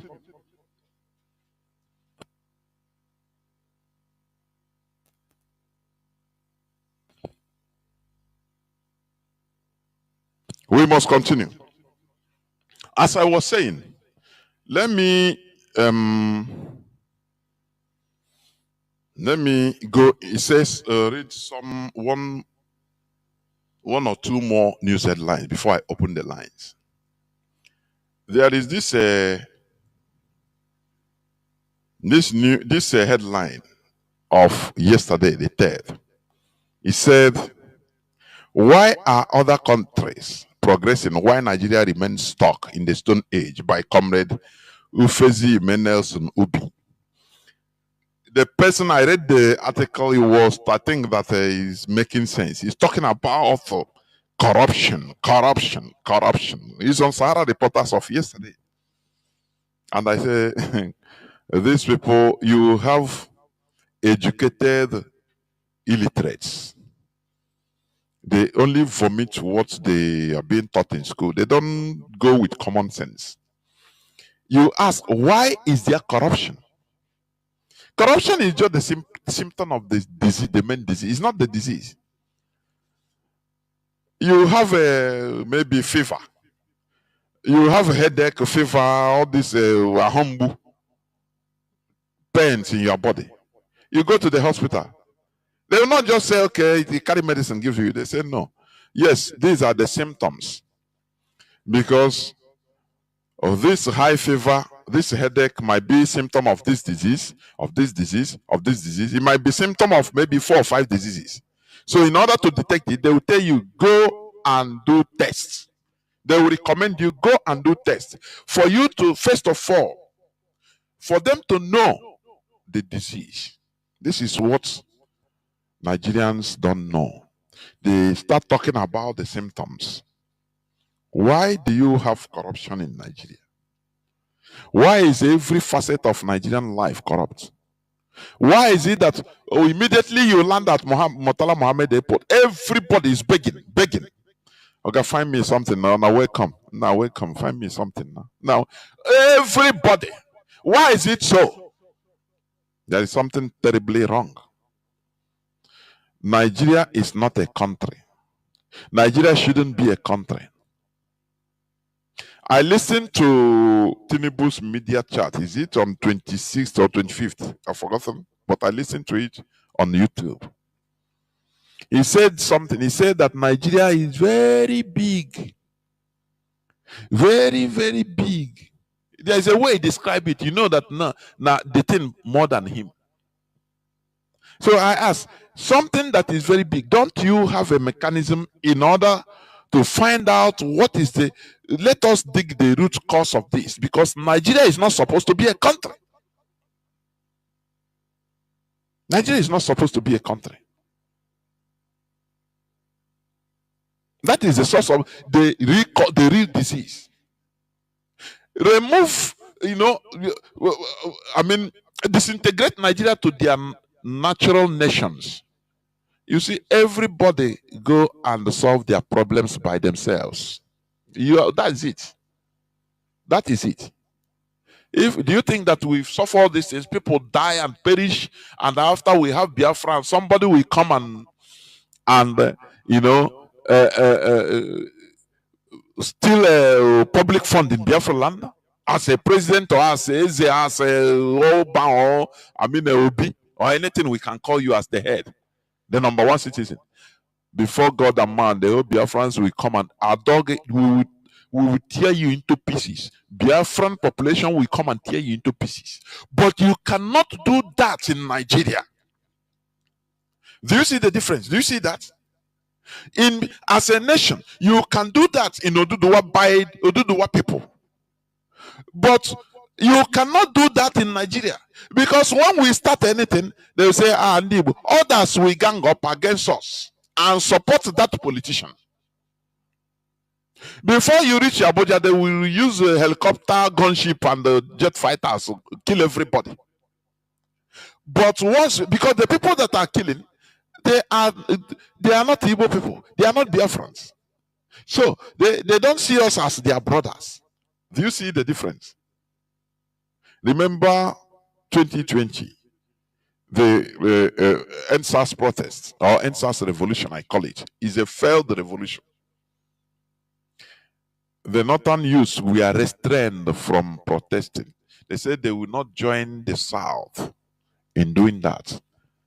They were brainwashing them in their mosques, said any person that if you take part in this, which means you are joining infidel, these are infidels.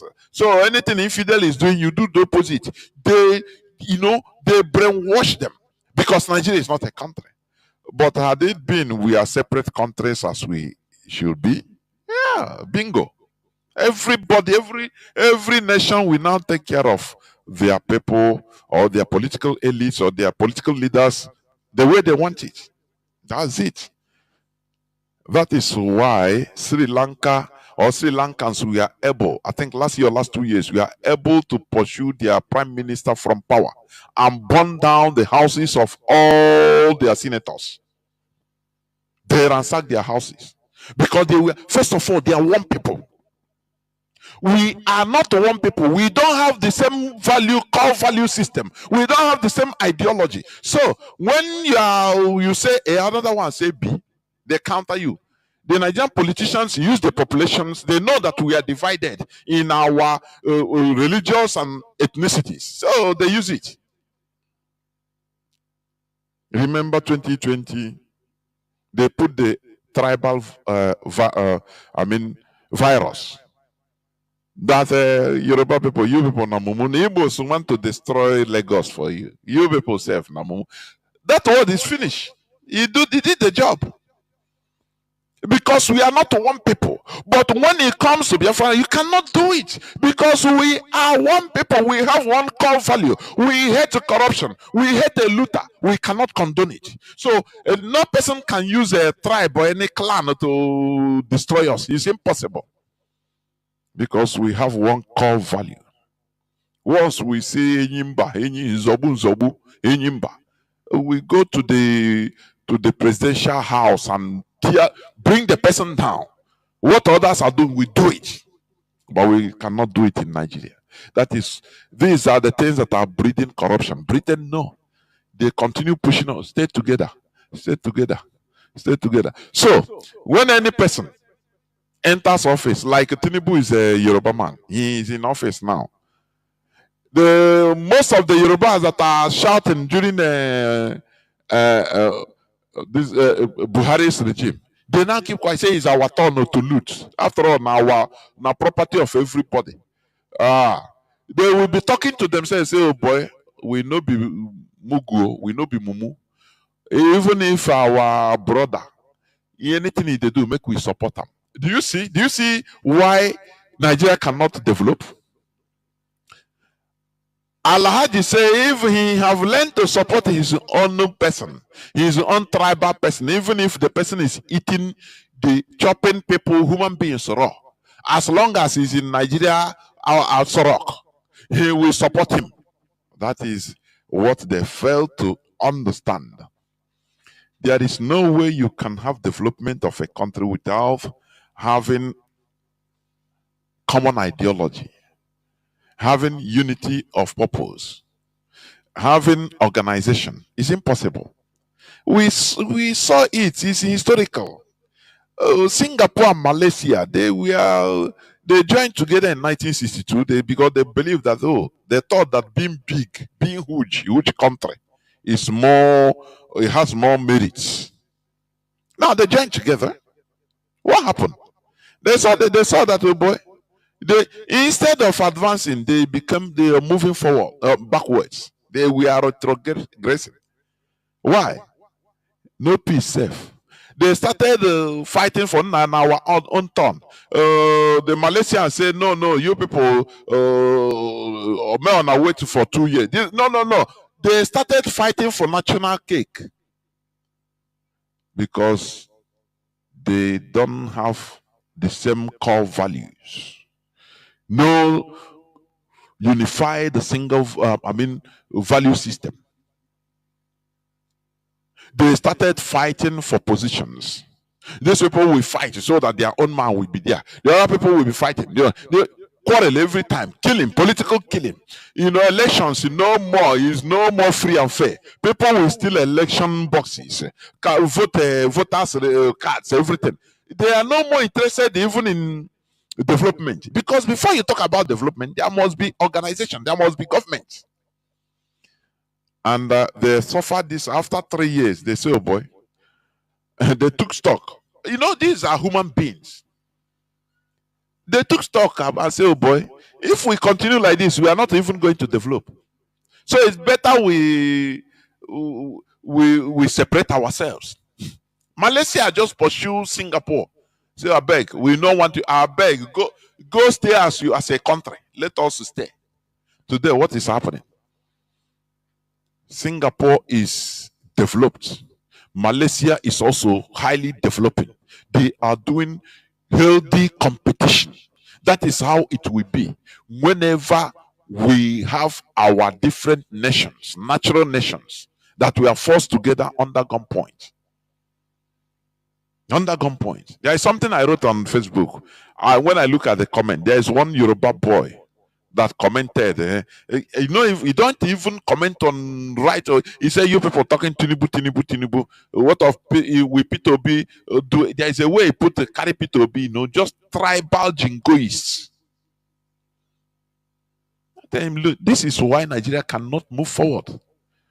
Because everybody is defending, every people are defending their own criminals. So nobody is interested in development. Anything they say, Yoruba man say, nah, let him be there. Now at least. Now our man. If not thief, let him thief. But if they have their own country, they will never allow such. They will program themselves in a way, they organize themselves in a way that will allow for progress. Because all of them are one people. The same thing like us, Biafrans, we are one people. So we will no more enter into political looting. Allow our politicians to be, who are you? Who born you? People will gather and demonstrate and come to you, remove you from office direct. That is one thing they don't talk about. When you say, they say, no, this person, you are you talking about Biafra. No, but we have to. That is it. When people talk about only corruption is a byproduct. Corruption is a byproduct, the symptoms of a very giant disease. Nigeria is not meant to be a country and shouldn't be a country. There is no country with different fundamental core values competing with each other that will ever progress. It's impossible. Bring Afghanistan, put it as part of United States. They will have the same problem. They will have the same problem. Because they will like to say, oh, the way these people dress, Americans dress is not. No. We don't. There will be problems every time because they don't have the same value. That is what they force us to stay together, to live like that, because it is to the advantage of the West. Britain is enjoying it. They want us to continue fighting so that we will not have time to develop our natural talent, and they are looting our natural resources. It is a ploy, normal, simple political ploy. But because they have put people that are benefiting from this misery, which they call politicians, they continue pulling everybody together, say we must be one. We must be one. Nigeria is the only country that yesterday is better than today. Last year 2024 will be better than 2025. It's only in Nigeria. Others are progressing, developing. Look at simple electricity. Give the population electricity, they say no. They will take the money and tear it into pieces and go and bank it in America, in Dubai, everywhere abroad. Electricity. There is nothing they give to our people. The population is suffering. They miss. Oh, black man is wicked. Nigerian people, I'm talking of even Nigeria. Nigerians are wicked. Do you remember when there was one broadcast, Mazi Nnamdi Kanu was shouting, saying Nigerians are dishonest, wicked, very evil people. That is, these are outside people, human beings. I don't know which type of human beings they are. That is why I used to say, if Nigeria continues to exist for another 50 years, I am telling you that Nigeria will bring out another brood of human beings that is different from others. That is different from mainstream human being. Because in a place where there is no organization, everything is jaga jaga, people, no electricity, you see that Nigerians are mad. Every Nigerian is mad. Now we are. But do they know? They don't know. First, the trauma caused by different things and situations: generator, electric generator, pollution, military, soldier. Mostly in Biafra land, every family, every person is suffering from one trauma or the other, traumatized. He will tell people carry loads and loads of sorrow in their body, moving from one place to another. You don't know. This is artificially made. They sentence us into misery. Now, last but not the least, let me talk about this, because Mazi Chinasa say ihem na amaho ya putakwa ụka so that kamna, because this thing is what happened since almost 2 years back. But because we are just hearing it, I want us to just think about this. I want us to just have a retrospect about this.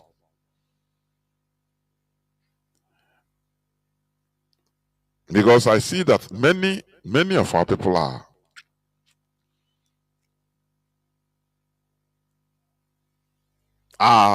annoyed, and rightly so. But let me tell you something. In this struggle, there is something I've told myself, and I continue saying it. It will be an advice. Instead of you to be annoyed and throw your thing, please be annoyed and pick up your thing. Kama ga born ma nọrọ na iwe were iwe tofuo ihe gị, were iwe tọtọgara ya. Is you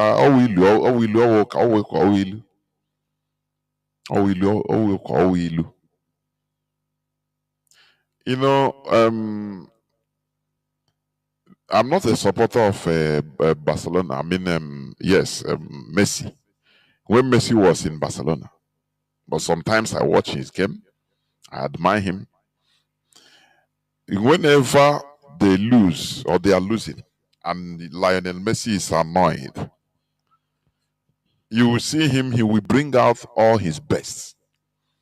And before you know, maybe they will win, that he will score and they will win. It's different from his rival, Ronaldo. Ronaldo, once he's frustrated, he's annoyed, he becomes frustrated. Okoya now was nonsense. So, what am I trying to say? Whenever we are annoyed of one thing, let it be a catapult, act as fuel to catapult us more forward, so that to put more gear in this struggle. What am I saying? Many of us are annoyed that the siblings of Mazi Nnamdi Kanu is having heavy interference in what we are doing. Which is right. It's true. I mean, it's true. It's a true story. You know, what we are doing, we are not being paid. We are not being paid, and never allow to be paid. I will never accept. Because that is the joy, that you are doing something that will impact or have impact, positive impact in our people. It's a joy. But what we are doing, our ambitions and motives is different from these Kanu siblings. I want you to understand that. So that when you are annoyed, they want us to live with annoyance, so that they will fill the gap with their crooks, and now destroy or channel everything to their liking. Which means I use ZI, I was the user. How was the now? No, we will not do it. I got this struggle. We will see the head. I got here. Now, this headline that has been making waves everywhere, it is there because it is them that reveal it. Tinubu's refusal to honor Seyi's pact with us, disappointing Nnamdi Kanu's family. Tell me, in a global movement like this, and you think in this 21st century you can use people in order for you to have your way? It's not possible now. That's why I say we are here. I know Eba. We are here. Whatever these people they have done or they are doing, IPOB is out of it. You know, they use IPOB as a name in order. And remember, what brings them to the limelight is IPOB. Without IPOB, they are nothing. Now, let me ask. During the campaign period, presidential campaign period, 2022,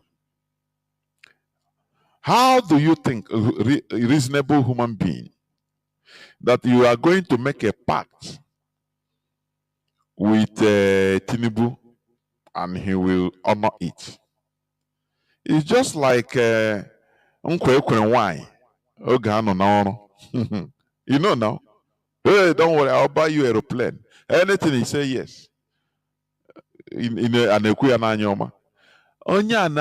you know, that's why I say our people don't even know politics. And I know what you know, they say they didn't say how much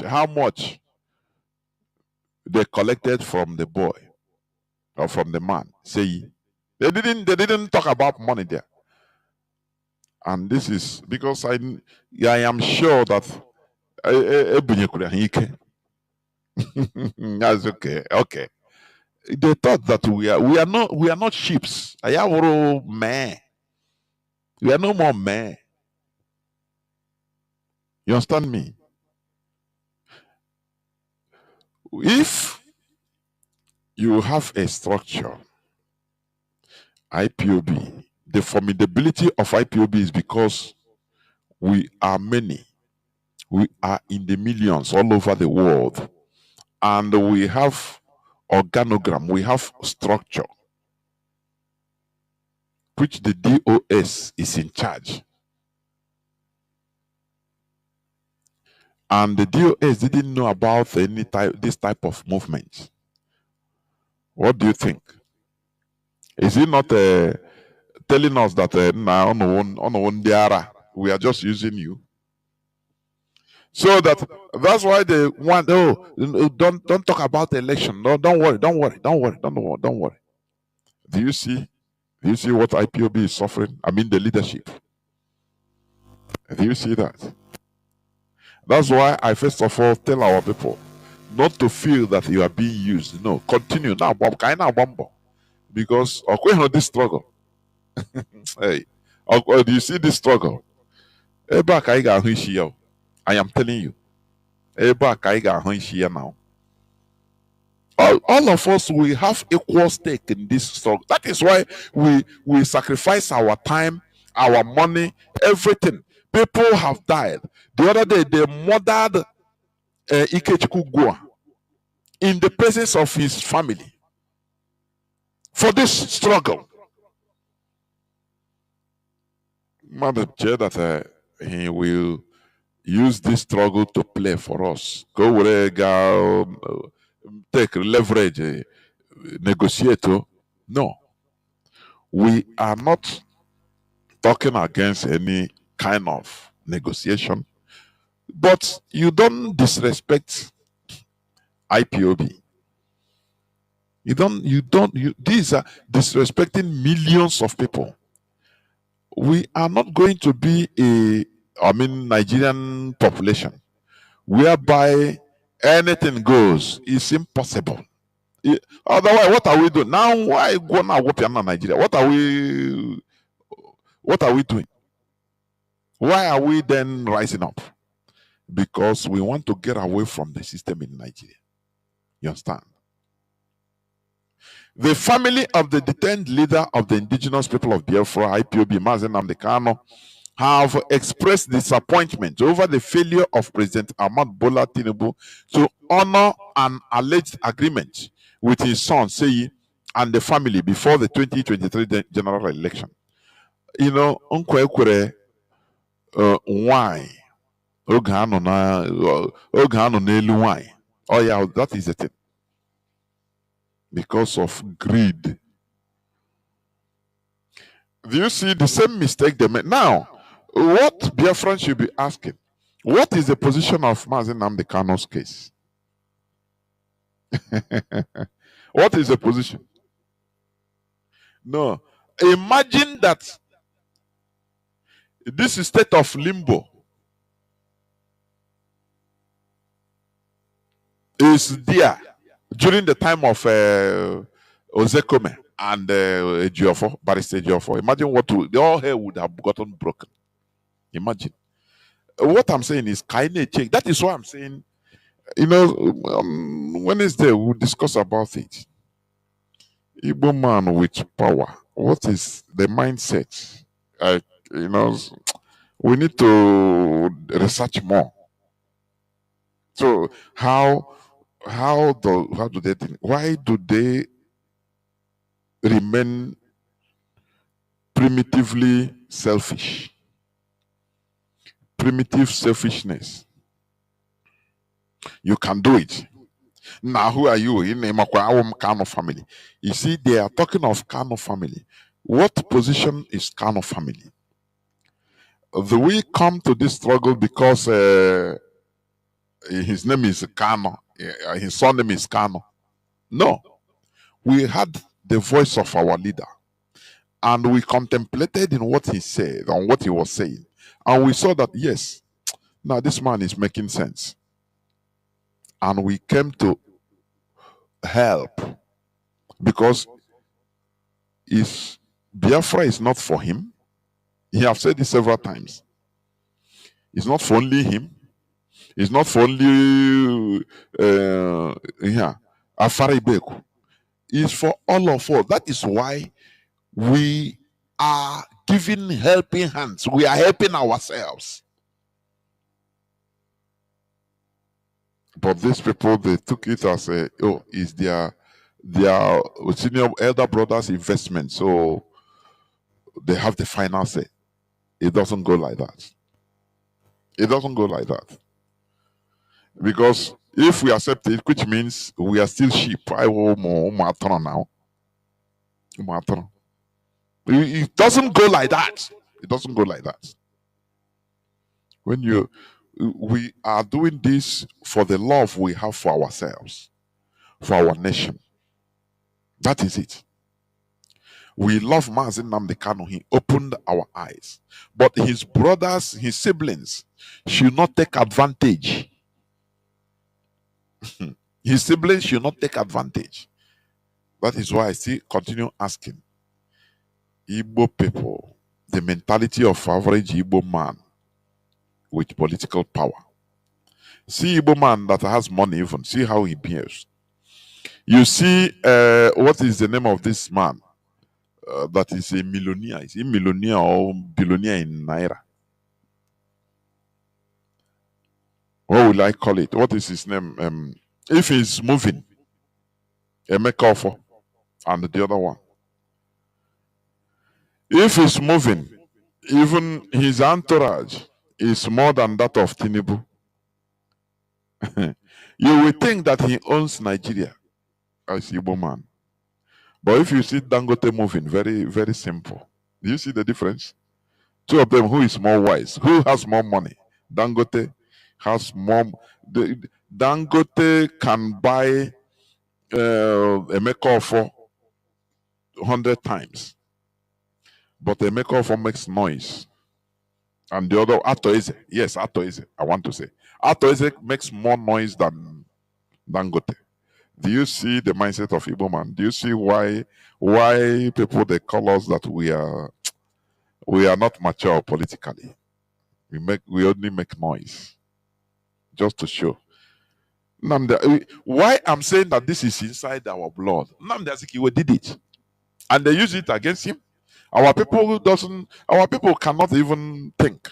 Nnamdi Azikiwe want to just be on a motorcade as a president. He doesn't care whether he has power or he don't have power. Just to showcase to our, if he visit Onitsha, come to motorcade, limousine, they say, hey, Zik of Africa. But is he really Zik of Nigeria? Talk less of Zik of Africa.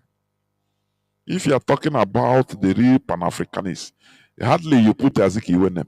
Is Julius Nyerere. You see hear names like Julius Nyerere. You hear names like what are their names? Kwame Nkrumah, Patrice Lumumba, all of them. Jomo Kenyatta. You hear all their names. Hardly you hear Azikiwe. But during his time, he was using motorcade to deceive ndị Igbo that no kwa ya nwezi ụwa niile a na-asị hey ndị ọcha kwara ya aka from aeroplane ya dawo ya adapụ turns into feather. Nonsense, primitive mindset. That is what they think. So it cannot work. Whatever they are doing is good. Let them be doing it on the Kanu family and remove IPOB because it's an insult. That is why anything that happens, you see, you people don't know what the leadership of this struggle is suffering internally. Sometimes, if there is any video that is released of ESN as they are, pursuing Fulani headsmen inside our bush. Do you know that this kind of family, they will carry the thing, go show maybe governors, some Igbo governors. That na wote ego mkpụrụmgbe ego nka. Ịhụrụ na na-arụ. Lee ya here, ịhụrụ ya anyị na-achọ ha. Anyị na-enyere ụnụ aka na-achụpụ ndị Fulani a. Ebunye ha ego. Hey, Chineke. Now I start asking, Zik, he chop money, he don't die. He don't know where money there again. The deputy president of Buhari, Shagari, what is his name? The Igbo man. That money was given in order to build the seaport in Onitsha. He used it to go and build hotels everywhere. I think you people had it. What is his name again? The deputy president during the time of Shagari. Please, somebody inbox me the name. I don't know. Sometimes your head will just close. He used it. He used the money we used to build, at least good seaport to go dredge River Niger, so that ships will be moving. Something that would have lasted forever for now. No, he pocketed it and used it and built hotels everywhere. All those hotels are old model now. Some maybe have closed. That is the mindset of Igbo man. The only thing that will solve this is for the people to rise up. Are you hearing me? When the people, Alex Ekweme, yes, thank you very much, Mazi. Alex Ekweme. Today he is no more. Alex Ekweme is no more. But no legacy, he built the hotels. There was a time when Oliver de Cook, maybe late 90s or early 2000, 2002, 2003, something like that. I've forgotten the date. I was listening on Focus on Africa, BBC, Focus on Africa that day, that evening. And they were interviewing, BBC was interviewing Oliver de Coke. Oliver de Coke he doesn't make any single sense. He started telling, I am the first. I listened to it, even I was ashamed at that time. I said, what is this man talking? And another thing on our call, on a boost. You know, I am the first person to bring I don't know, he said how many pieces of pan in Igbo land. Line oil up. When he say 20 pieces, I bought them. I have new chassis. Even the interviewer, the BBC interviewer, cut him off. Say, I know he was even ashamed of himself. Yes, he said, let's equipment. Thank you, Mazi. I know. So, let us favor legacy. Legacy that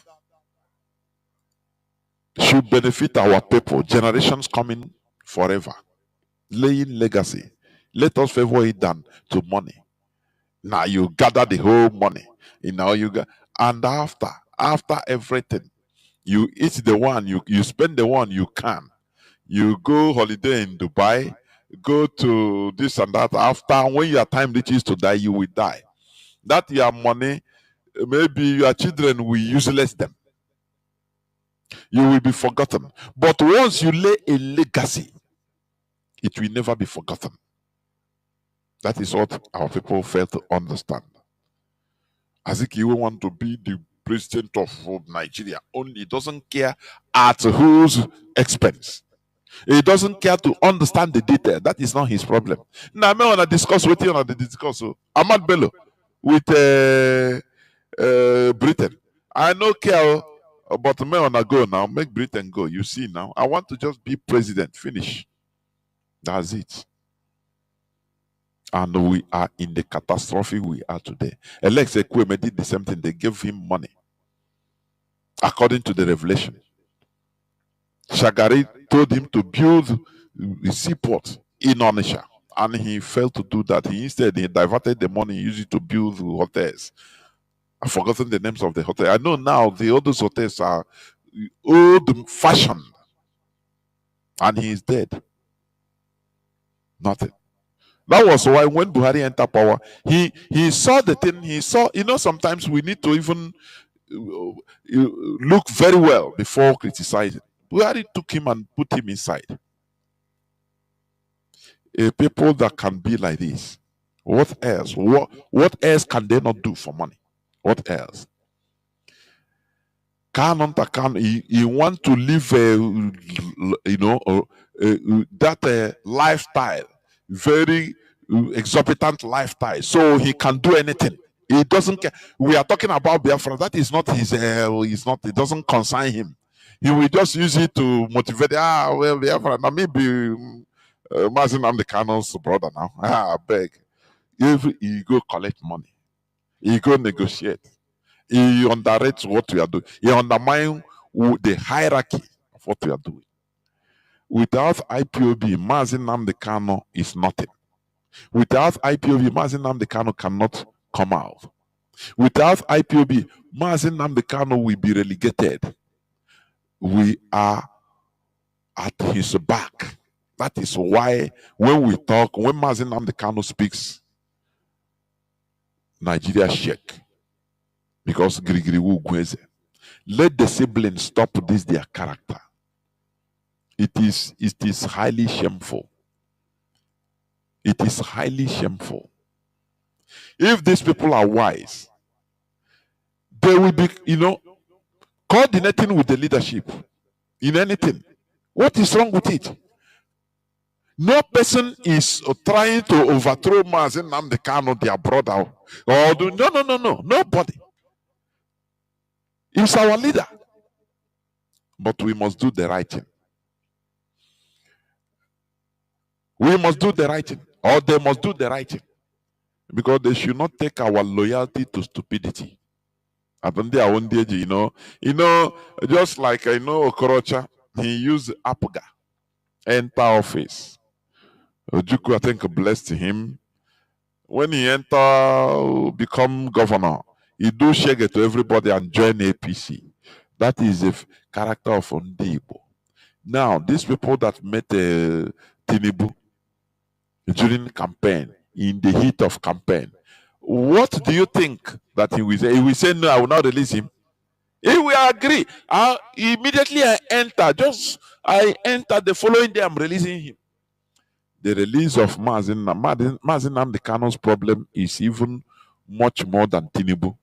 He cannot take one singular action or decision. There are many. Britain is behind everything. There are many interest groups, for your information. That is why we need to be tactical and be in unison in what we are doing. Not using his incarceration to collect money by his siblings. He was in Kenya for how many days? They hid it. When Mazi Nnamdi Kanu was arrested in 2015, that same afternoon, Mazi, our deputy, that time, came out immediately and said, breaking news. I listened to it. There is breaking news. Mazi Nnamdi Kanu has been arrested in Lagos. So that let him do, so that we start things in time. Doing things in time. Had it been these people revealed that Mazi Nnamdi Kanu was kidnapped in Kenya, IPOB will never allow Kenya to bring him back. It's impossible. It doesn't matter how powerful. When there is a way Britain works. When we demonstrate, when we protest everywhere around the world, even in Kenya, raise awareness, they will be forced to follow the rule of law. They say, okay, no, wait, okay, that's it.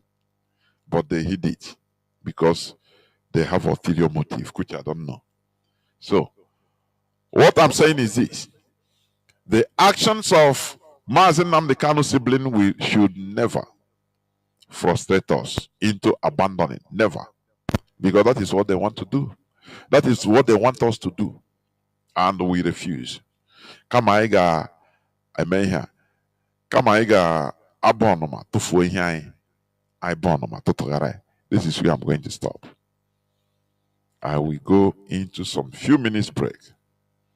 And when I come back, I will open the lines so that people will start calling. Please do not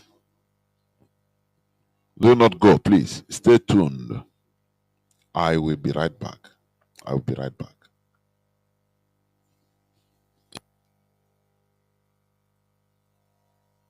What is going on Northwest is the Hausa Fulani fight. We don't mention it. That is the bottom line. The Fulani man feels anytime he comes to town, he's molested, he's killed. The Hausa man believes that the Fulani man, using his headsmen, enters his farm and destroys his crops. So it's been a long time, I'm sure you're aware, it's been a long time issue that had not been addressed. So it's a political issue. The difference between Fulanis and the Hausa is that Fulani, they have their own tribe. They have their own language. Yes. The way they speak is different from Hausa. Yes. If you listen to a Fulani man speaking, yes, with the way Hausa man will speak, yes, they are quite different. Yes. But what makes them to become one is that religion. They came with that religion and they said to them they are one. But yes, it's good that religion make you one. But at the same time, if you people say are one, then why, because of the religion, you later become emir in their states. A state that is supposed to be ruled, governed by a Hausa man, when you go to Kanu, when you go to Katsina, they even extended into Sokoto. You even go to Kaduna, you will see it's a Fulani man.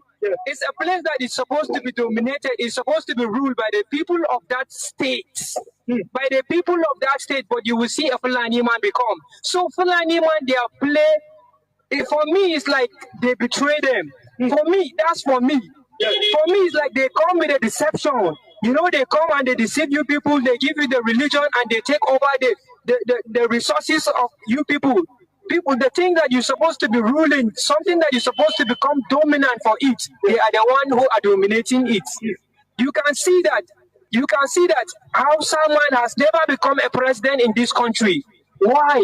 Because Fulani man, they have been deceiving the Hausa people. We are one because of religion, but they never become president. And Fulani, let me tell you, Fulani are not beggars, to be honest.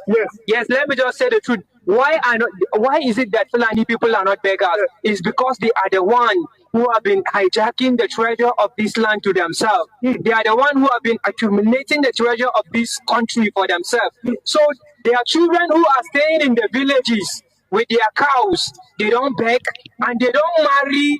They don't marry a lot of women. You never see a Fulani man marrying, having many children like that. But I don't know why they came and they allowed the Hausa Fulani, they allowed the Hausas to marry, to get more people, to get more population.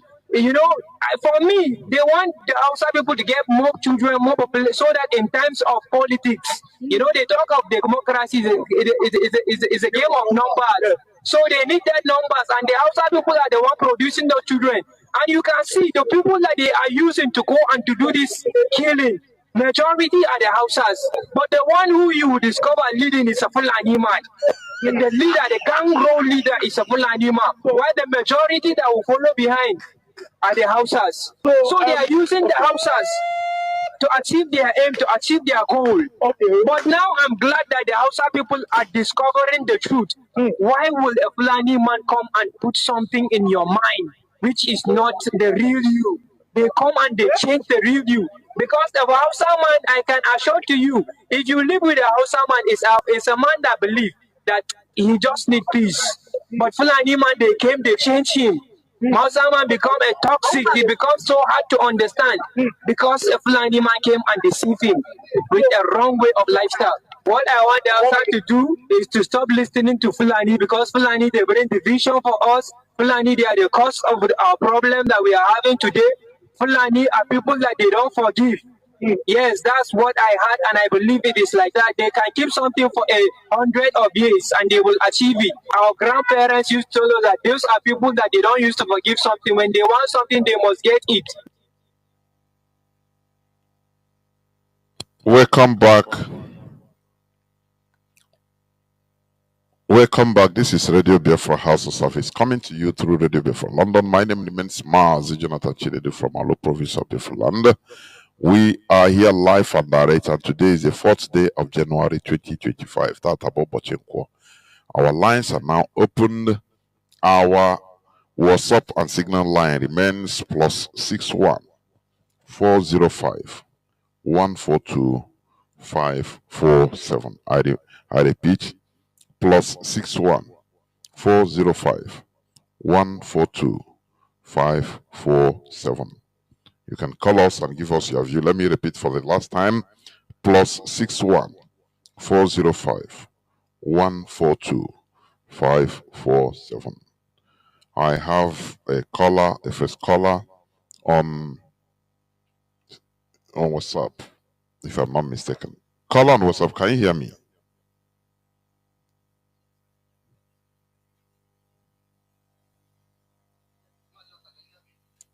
Yes, go on.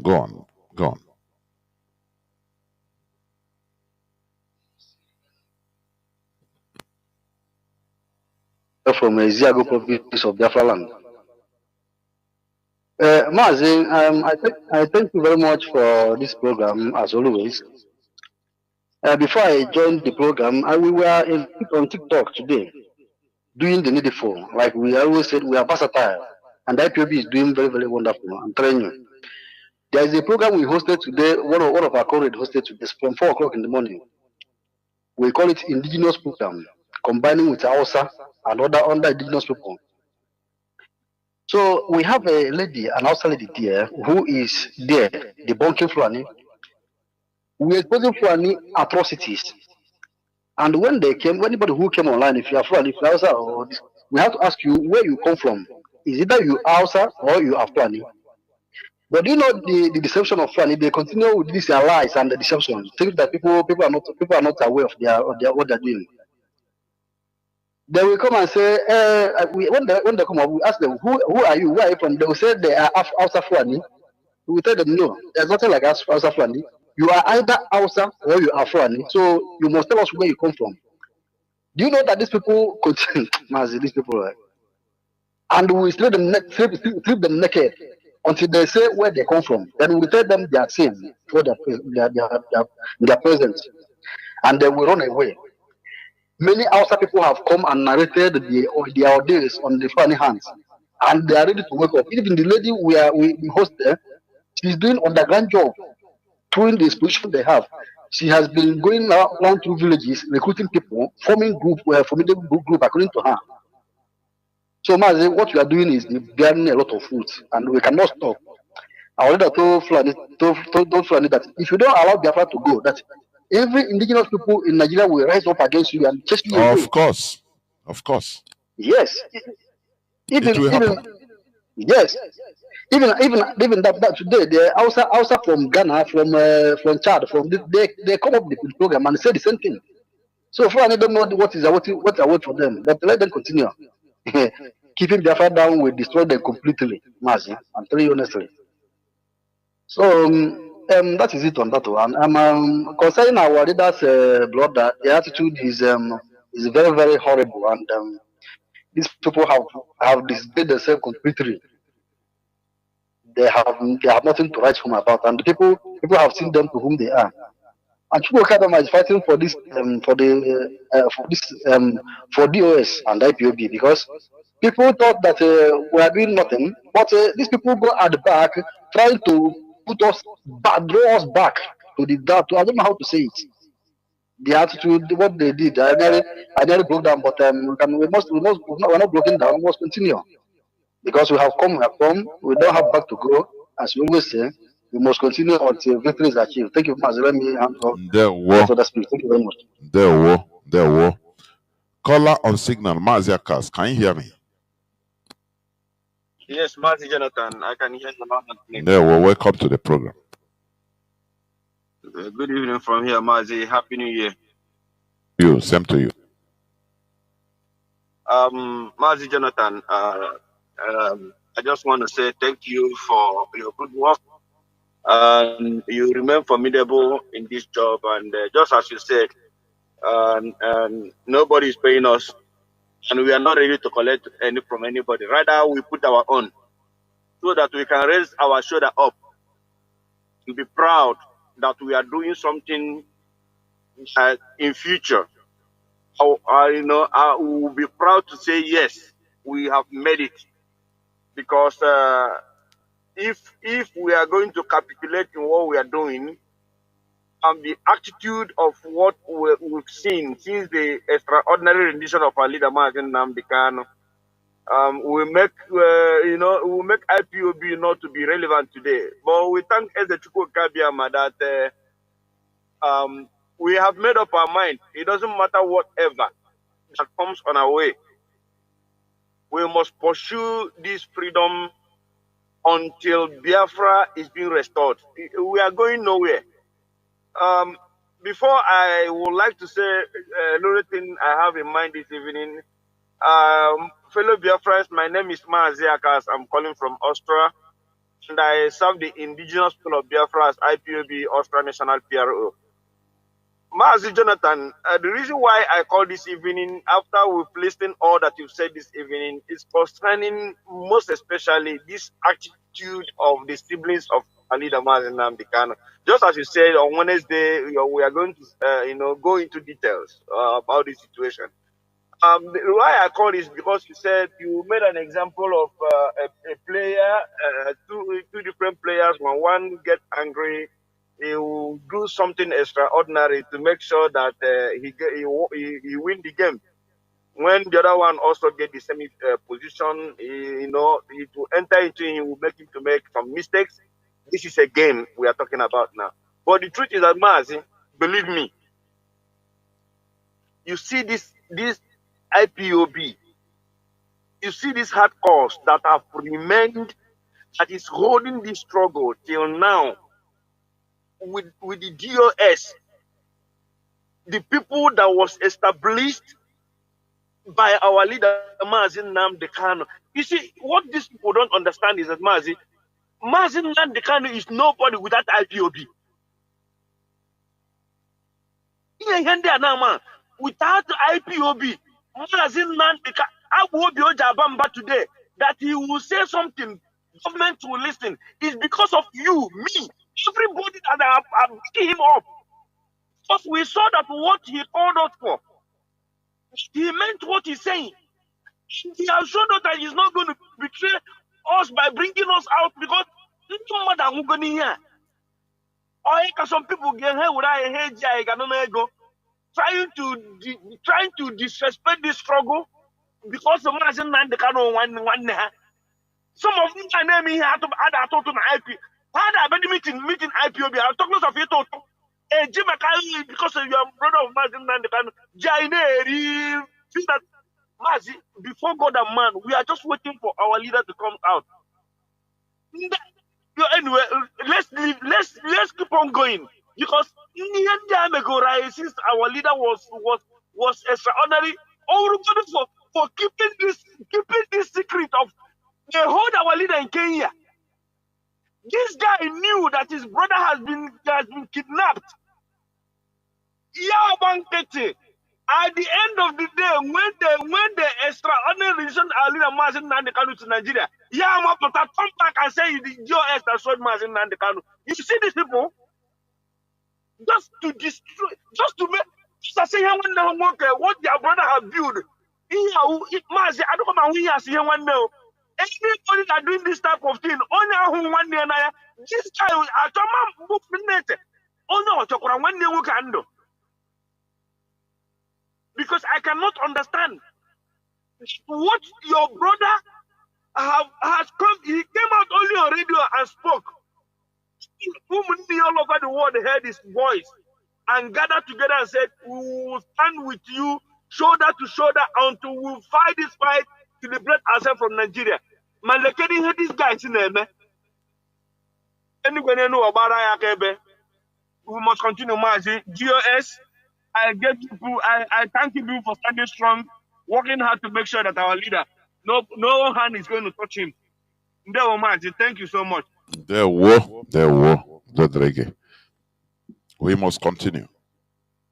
Caller on WhatsApp. Can you hear me? Caller on WhatsApp. Yes, sir, Mazi. Good evening, sir. There were Mazi, Nkwachimezi, if I'm not wrong. It's a long time. Yes, sir, it's me. It's me, sir. Yes, sir. There were. There was, sir. Yes, I heard it, sir. Good morning, great Biafrans all over the world. My name remains Mazi Nkwachimezi Wisdom.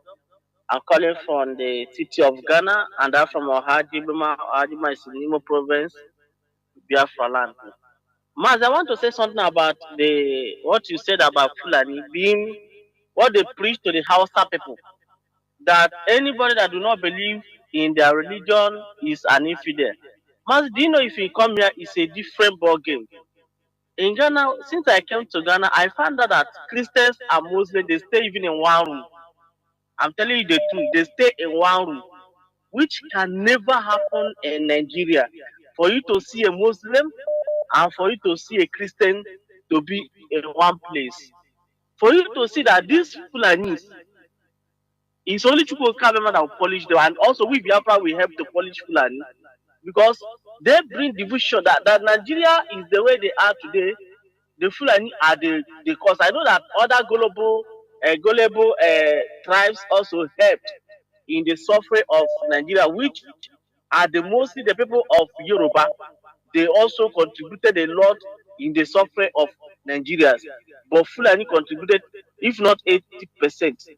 They are the reason Nigeria are not moving forward. They are the reason Nigeria don't have electricity. They are the people that want that country to be in a quagmire, so they will continue running Nigeria. But thank God for IPOB. Thank God for our leader, Mazi Nnamdi Kanu. who came and opened our eyes. We heard the gospel and we followed him.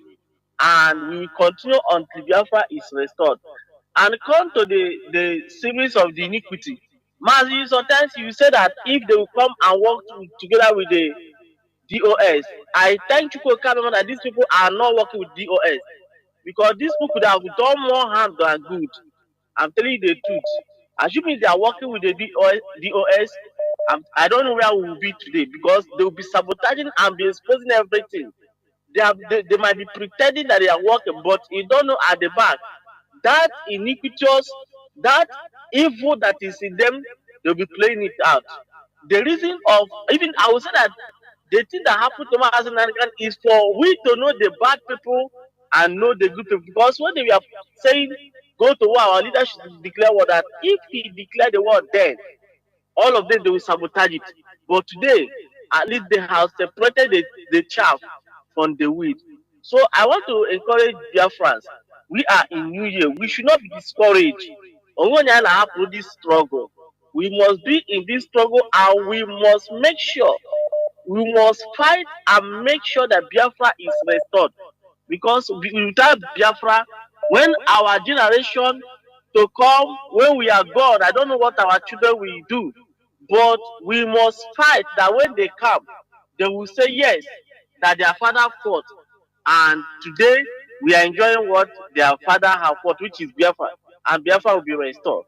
Thank you, Max, for picking my comment. Chukwu bless you. I sign off from here. Thank you. Caller on signal, Mazi Emikris. Can you hear me? I can hear you, Mazi. Good evening from here. Welcome to the program. Thank you very much. Honestly, I forgot that today's your program. I just wake up late now to follow your program, but I did have no comment basically on what you have said because I didn't listen to all of them. But let me start from what I had, what I saw on the social media and what is going on.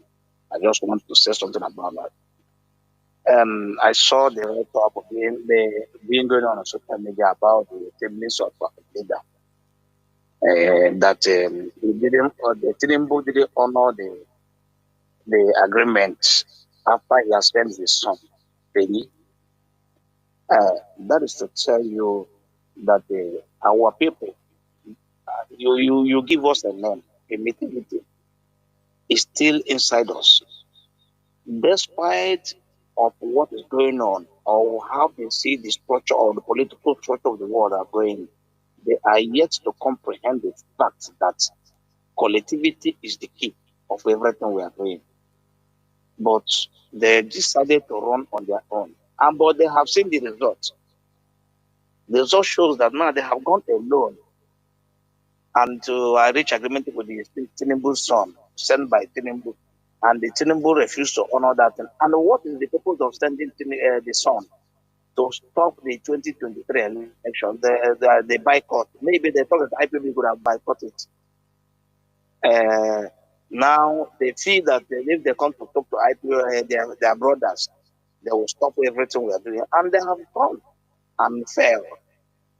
And it's their responsibility to know that this way they are going is no road there. Anything you are doing out of collectivity on this struggle, it's a fail on arrival. Mazi, we the Biafrans, the Igbos, there's a manner we conduct ourselves when it comes to collective affairs.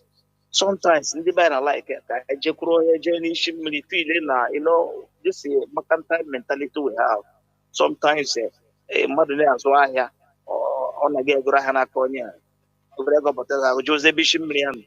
that character my insight. That is why the people are following us on that way. In other words, look, as you are speaking now, as a Biafran or as somebody presenter on the radio Biafran, maybe somebody want to do something. He will look for, those days I listen like that. But since I've been inside this struggle, I have changed. And our responsibility inside this struggle is to change that thing, not trouble line as a people. We have to abandon it Leave that archaic way of life. Leave everything we are doing that is wrong and change a new method of way doing things. So now I was there because when I have a problem with the IPOD here, although I go to my superior, but my superior tried his best, but didn't work before I wanted to go to the VOS. I didn't go direct actually. But this is a problem. I'll just give you an example. How we behave. In any little thing, we like to go to the head. So that is why our people are trooping to the borders of our leader. They thought that when our leader was at home, people fool their house. It's because of them. It's not because of them. It is because of our leader. And our leader, whatever he is today, without that baby, can never be. Just go home and the call party. You need 1,000 people. Just call them together. Later, let's see whether you can get them. 1,000 people without giving them anything. People volunteer themselves to come into this struggle. Somebody like me and many others. But they can't neglect us and decided to go on your own.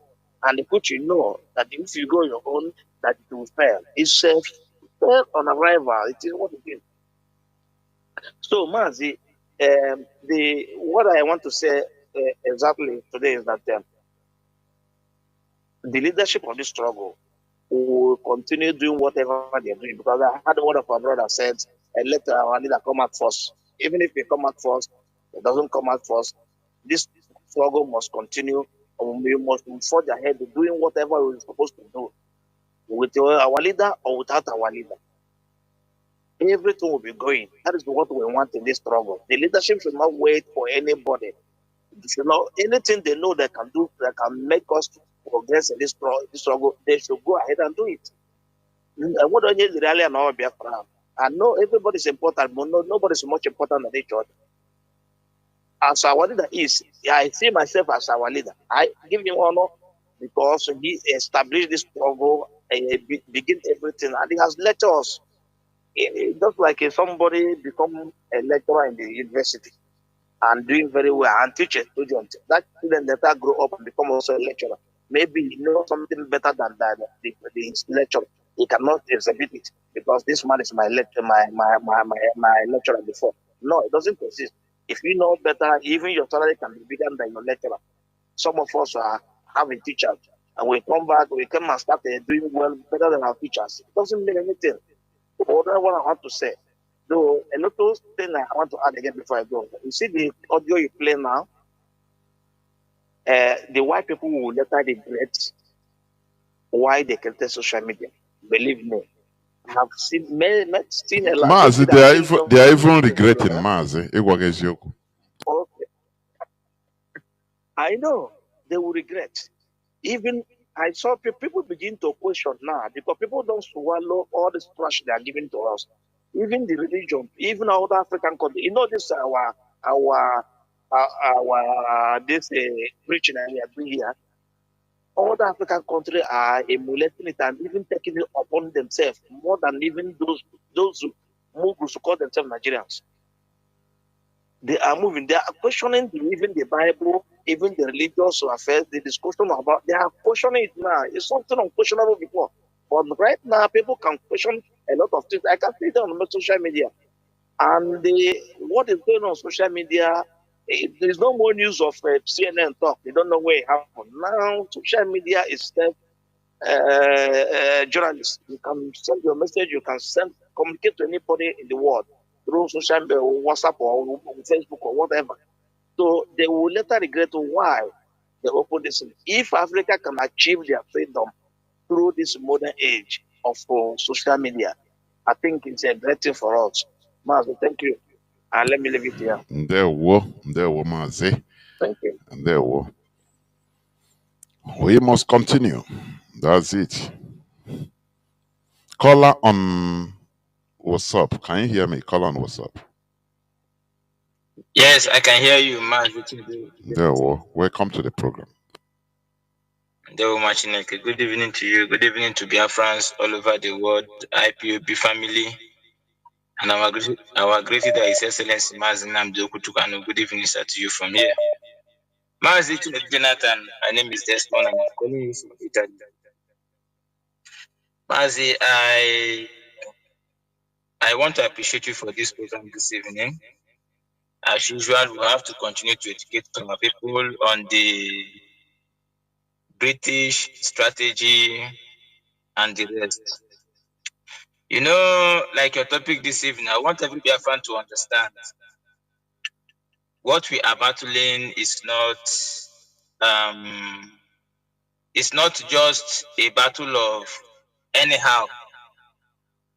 This is a battle of survival, and for us to survive, British has to lose the power they hold over Nigeria for decades. You know, that exploitative power, they have to lose it because our leader made it very clear.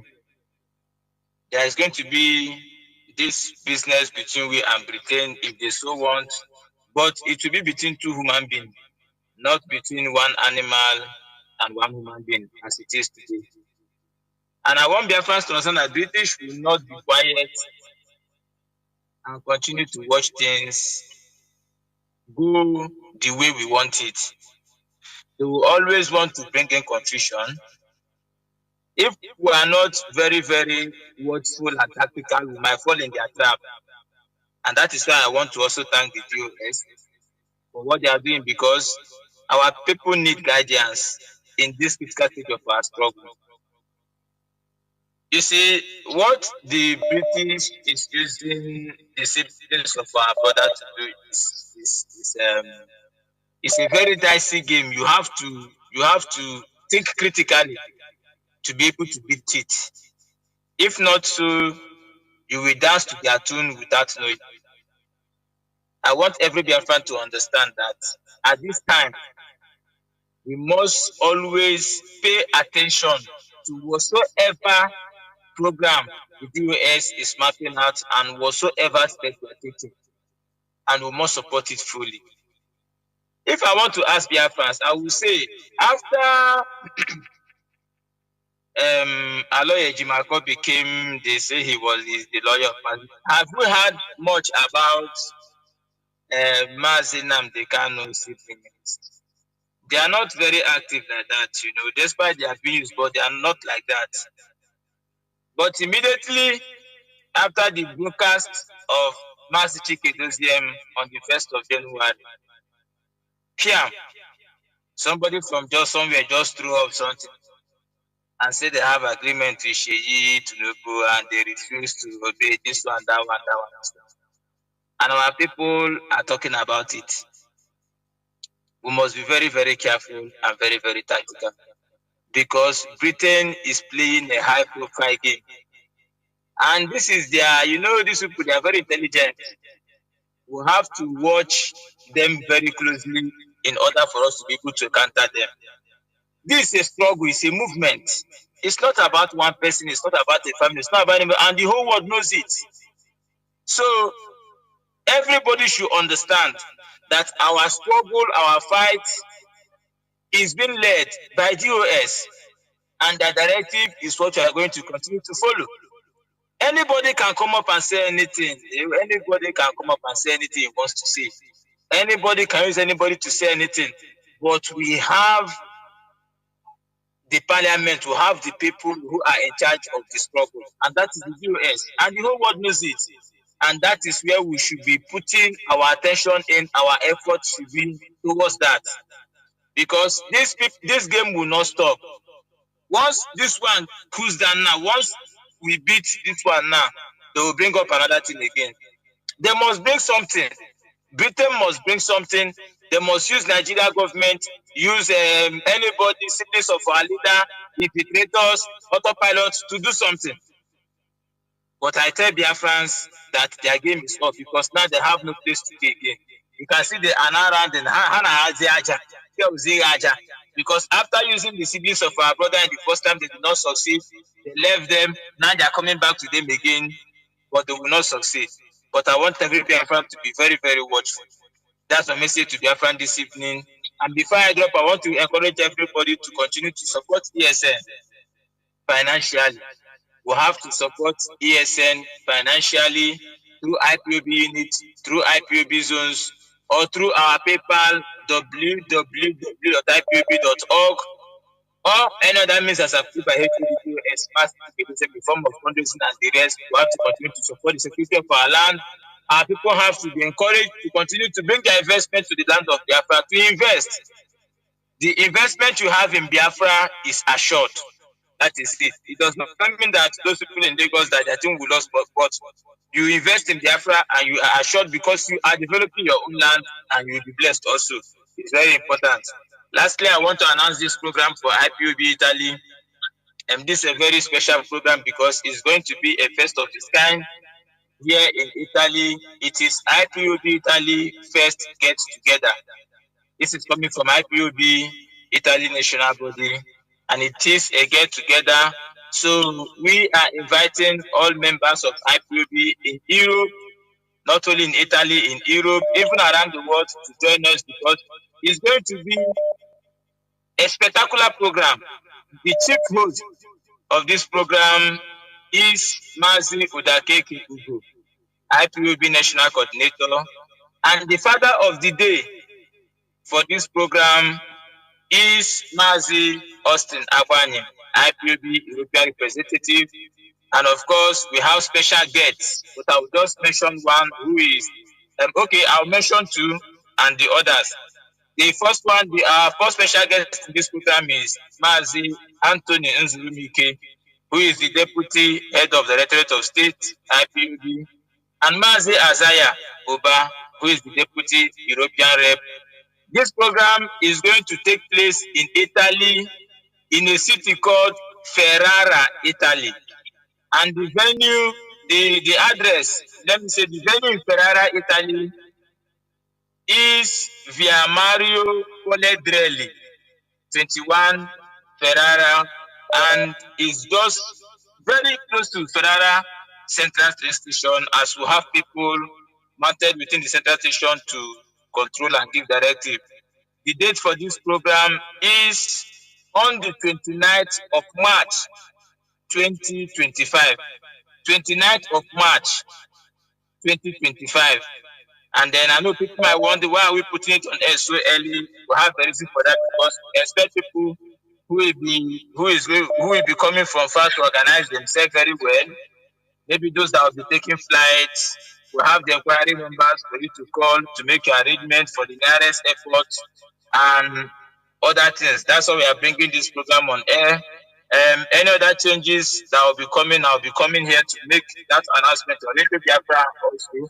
Then for inquiry on this program, or maybe you want to know how to book a ticket to come, or you want to just have inquiry about the program, these are the numbers to call. The first number is +39 35100 46121. And the second number is +39 351 2087 422. We encourage every Biafran around the world, in Europe, in Italy, to avail yourself. It is going to be, in fact, it's going to be like when we open our BTV. I think this is even going to be much more weightier because a lot is going to happen on this very day. It's a special program. It is the first of its kind here in Italy, and everybody must be prepared to join us in this program. It's going to be very, very wonderful. Mazi Chinedu, I want to thank you for this opportunity and encourage Biafrans to remain resolute, because what we are doing is not an easy fight, but Chukwu Abiyama is going to give us victory at the end of the day. If Chukwu Abiyama be with us and we play our card very well, who knows? This might just be our year. Who knows? But Biafrans remain resolute because it's a fight to win. Victory is assured because Chukwu Abiyama is with us. And good night. Thank you very much. Caller on signal. Can you hear me? Yes, Mazi Jonathan. Mazi. Mazi. My name is Mazi Fine. Mazi Fine calling from his location. Mazi, I'm not happy. like as you said, yes, I will be angry and you hold the leadership tight. And also, I'll be angry to be as an IPOB member or to participate as IPOB member. Like as you said, Mazi, it's of me to be angry and throw away my rights or throw away IPOB. I'd rather be angry and Makola IPOB and hold them tight and also be a member. Mazi, I will have told these siblings of iniquities several times that the IPOB is not a business, family business. It's not a family business. They don't want to hear. They just feel debt and done. And they see the meddling in an IPOB affair. Mazi, this night, I want to urge the leadership to start implementing every implementation concerning IPOB and how Biafra will look like and how it will be governed when Biafra comes. Because you see these siblings, they must face justice by meddling in our affair. Mazi, my brother died at Uhube, Okigwe. This my brother is not a member of IPOB. But it's because of the events that is happening in our land. Because of everything concerning our freedom and the struggle. This my brother went to church program and he lost his life. Him and one of his bishop or pastor or father. That's how I got the information when I reached village. As I got the information, I was so much angry. And this my brother is only son. This guy lost his life. Nobody know who killed him. Whether the Nigerian military killed him, whether these my people killed him, nobody knows. But it's because of this, what is happening, event in which we are engaged to liberate our people, to get our people out of this zoo. This my brother cut his life short. And the Kalonta and the Mimi has the temerity to want to put us as a family business. Mazi, I let the leadership continue implementing. Because these people, these two people, can never be forgiven, Mazi. We can never forgive them because this struggle have taken a lot of life. Even people that is among IPOB or people that is not among. And if we record the death of people, there are people that died because of this struggle. In this our struggle, IPOB has the highest rate compared to other people that share the struggle. Mazi, what I'm telling you is the fact. And this man has right, has said that they have boss to meddle in our struggle without thinking the consequences. Mazi, they can never be forgiven. No. I'm just saying it. Even if our leader come out, we get Biafra today. You see these two brothers, we can, God forbid, we can never forgive them. Because if we forgive them, and that is why people will be doing something and go scot-free. We must set them as an example so that they will know that we are not playing. And I want to use this opportunity also to talk to the so-called content creators that want to use IPOB to shine. They want to use the name of IPOB to become relevant. I don't know what they want to call that man. Whether Ezoku bu Ndo, Ezoku bu what? Governor Ezoku. You want to, you know, get sense to use IPOB name to shine for you saga, for you people saga on social media. Man, as I come across this saga, when this man was saying something relating to our name as IPOB, I was so much angry. Let that man prepare himself to prove what he said, that comment that he made on social media. Because we can never forgive and we can never forget. Anybody that use the name of IPOB and commit crime and use the name of IPOB to become relevant and use the name of IPOB to become whatever you want to become. Mazi, we can never forgive that such a person. No. The person must face the justice so that others will learn. Mazi, let me come to this Fulani and Hausa. Our leader said it. Our leader told Fulani, if you refuse to allow Biafra to go, that indigenous people will arise and push you people out. That's another prophecy that our leader pronounced or prophesied that has come to pass again. So what manner of man our leader is? Now you see what our brother said on the TikTok, how they are, discussing and they making program, and that is how it's going to be.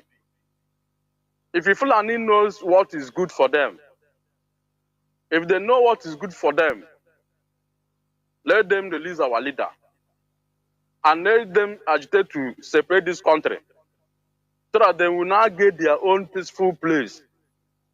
But if they refuse, trying to merge everybody together with the help of Britain, our leader have already prophesied about Britain that they will spread into how many pieces. And that one is about to happen again. And the Fulani own also is happening in our presence. To let them know that our leader is a prophet and is an innocent man. And that is why we must continue until this freedom comes to pass. Mazi, may God bless you. And you too. No going back. Good night from here, Mazi. Thank you very much. Caller on WhatsApp. Can you hear me? Please go on. Caller on WhatsApp, are you there?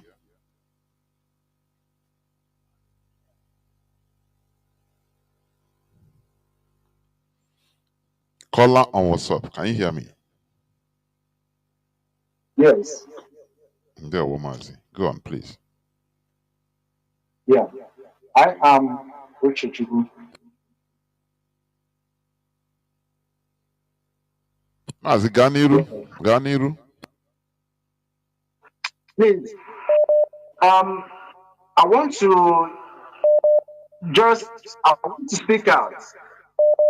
I can never forget the contribution of Mazi Nnamdi Kanu's parents. They are the best parents in the world. These parents stood with Nnamdi Kanu. The father speaks up. The father stood with Nnamdi Kanu. The mother, the same thing, stood with Nnamdi Kanu. So I stand to say that is the angle to look at.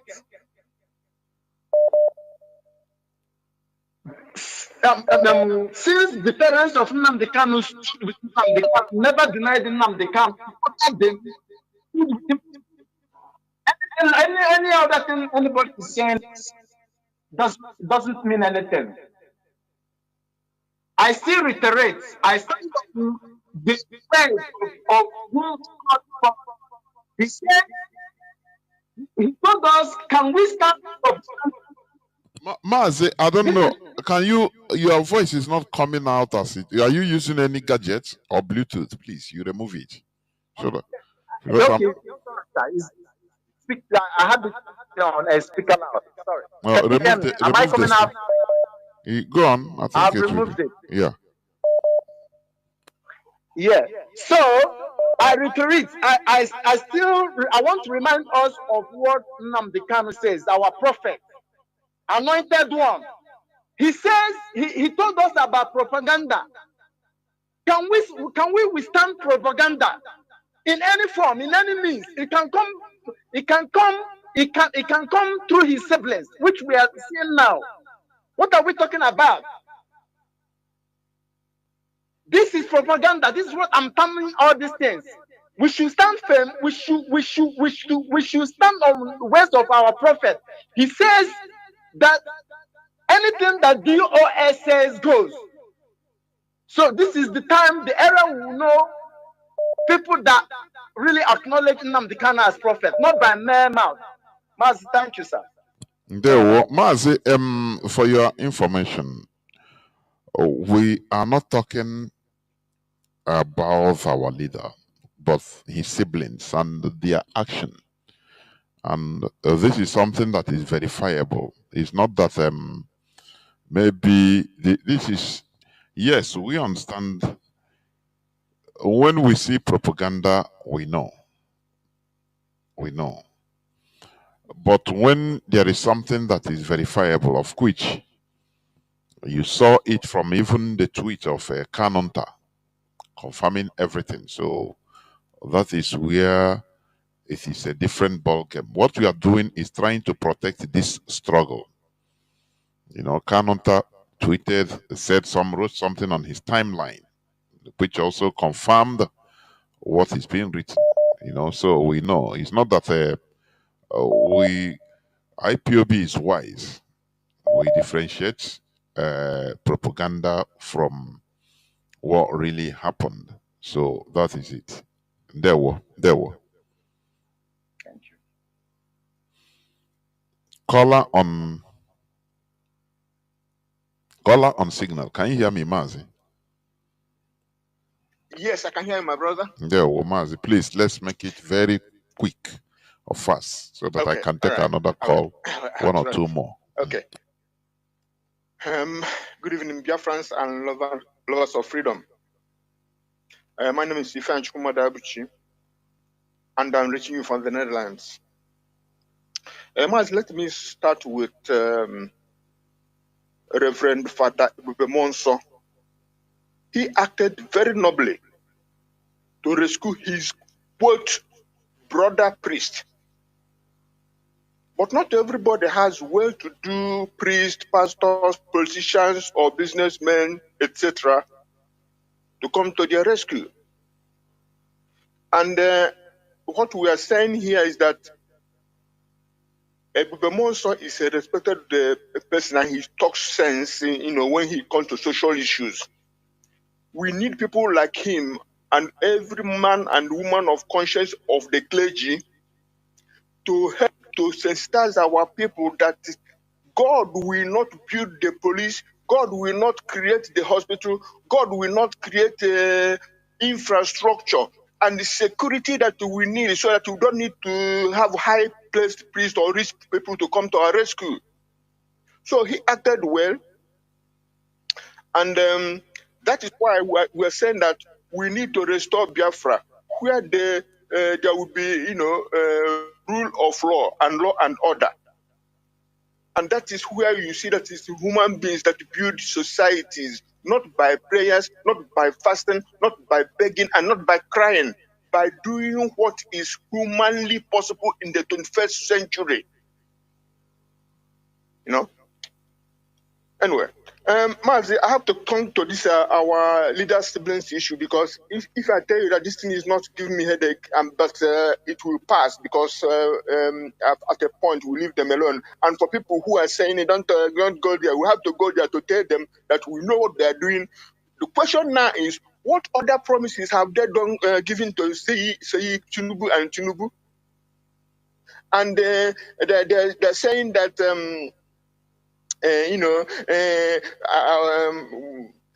our leadership, the DOS, disobeyed our leader because he told them to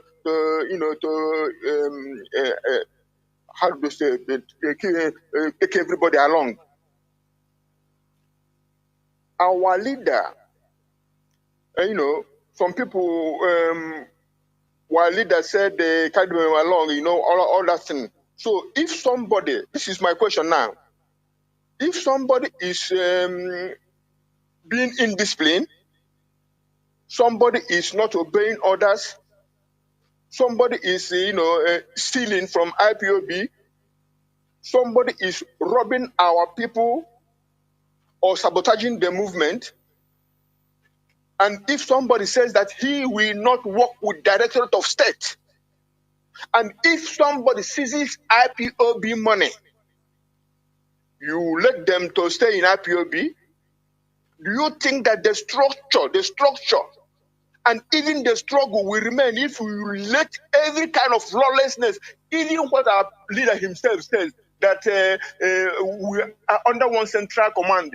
And one of the last orders our leader gave before he left is like our brother who called, the one before me. He said that what the DOS says goes, so that there will not be confusion as per who or where you get your orders or your instructions. But Kanunta, old man like me, will forget this. I mean, if these people are sensible, they would have embraced the Directorate of State and IPOB family. Instead, they embraced the five people. And there's something I have to say on my own account. I take responsibility for it. IPOB, there will never again be a time one single person will seize the finances of IPOB, whoever that person is. Because this is money people contribute penny by penny. And somebody will take it and start speaking English. And Kanu is supporting that nonsense. And I wonder why he's still taking IPOB in his mouth. Whatever he's doing, he'll be doing it by himself. He is hobnobbing with Nigerian APC politicians. And he's calling IPOB with his mouth. Not like you said, my brother Jonathan, don't get me wrong. We are not against negotiation, but Kanunta has no place and no position, no instruction or no power to negotiate for IPOB. We have leadership that we call Directorate of State. If Kanunta is delegated to do anything, that's fine. But to do something behind the leadership, that's unacceptable. Anyway, the chief of the defense staff said he's talking about a Hausa Fulani fight in the north. The Hausas are the indigenous people in the north, in the Gobe area, and across the north, and there are some many ethnic nationalities anyway. But Fulanis are newcomers. They are nomads from other countries. They came and subdued the natives, including other tribes in the north. It is only human that Hausas at a point will start asking questions and kicking against the subjugation by the invaders. Now that our eastern politicians, governors, etc., know that there is a fight between the Hausas and the Fulani because of their incapability and incapacity to coexist. The question now is, will our political class, our governors, still allow anybody to use any guys to let Fulani come into our home, come into Biafra, come into the east, so that tomorrow there will be a fight? There's already a fight, because Fulani is fighting everybody in Nigeria. Now my question is, onye governor will you allow Fulani to come and have a foothold in Biafra land? They are killing you now that they are passers by. How will it be when you give them a foothold? My brothers, Biafrans, let's support our leadership, the Directorate of State. Let's support the Eastern Security Network. They are there for a reason, and God put them there for a reason, and they're doing job, but they need support. join IPOB. Let's join hands and let's restore Biafra. God bless Biafra. There were Mazi, of course. Caller Mazi, can you hear me? Please go on. Just make it brief.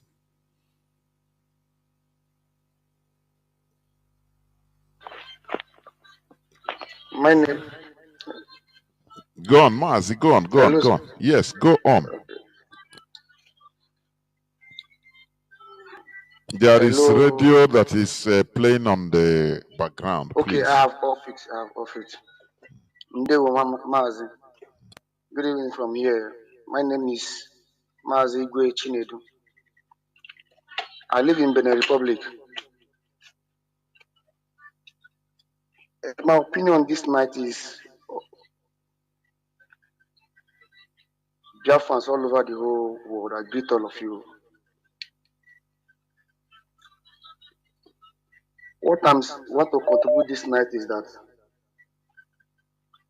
what the Nigerians and the Britain have been playing, the card they have been playing is old card. And they have failed this time around. Because what I see is that anytime they see anybody that near our leader, they would like to go there to be pushing the person. And those they are pushing, they don't know that they are pushing them. Look at the Iflef who is in Finland. Because he intervened our leader, they go there, they start making him think that he have already arrived. So our brother of our leader, they really failed.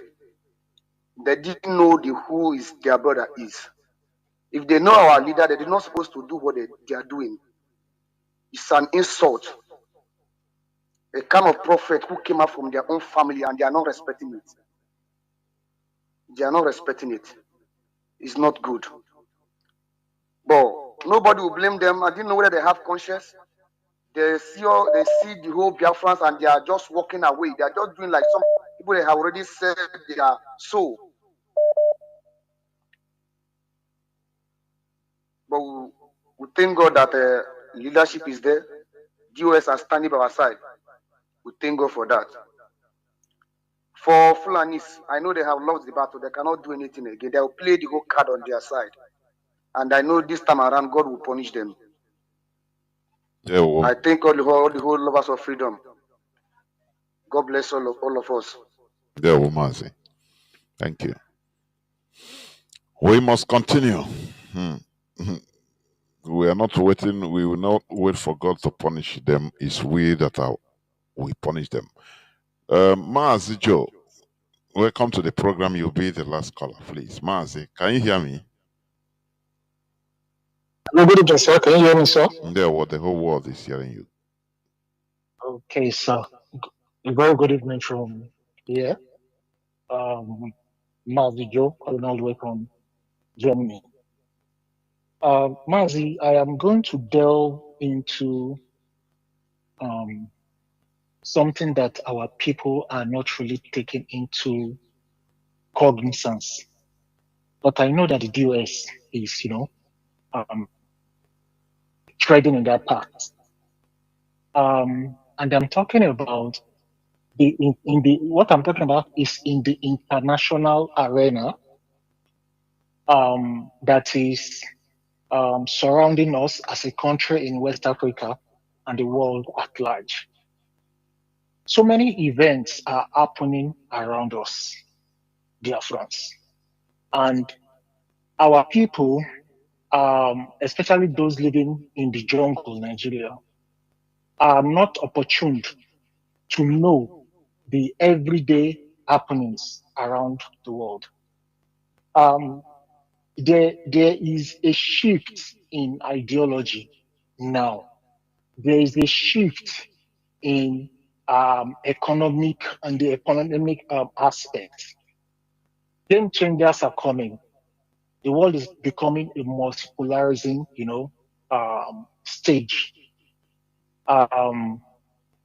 Now, are our people asking themselves, what are the stakes in it for Biafrans?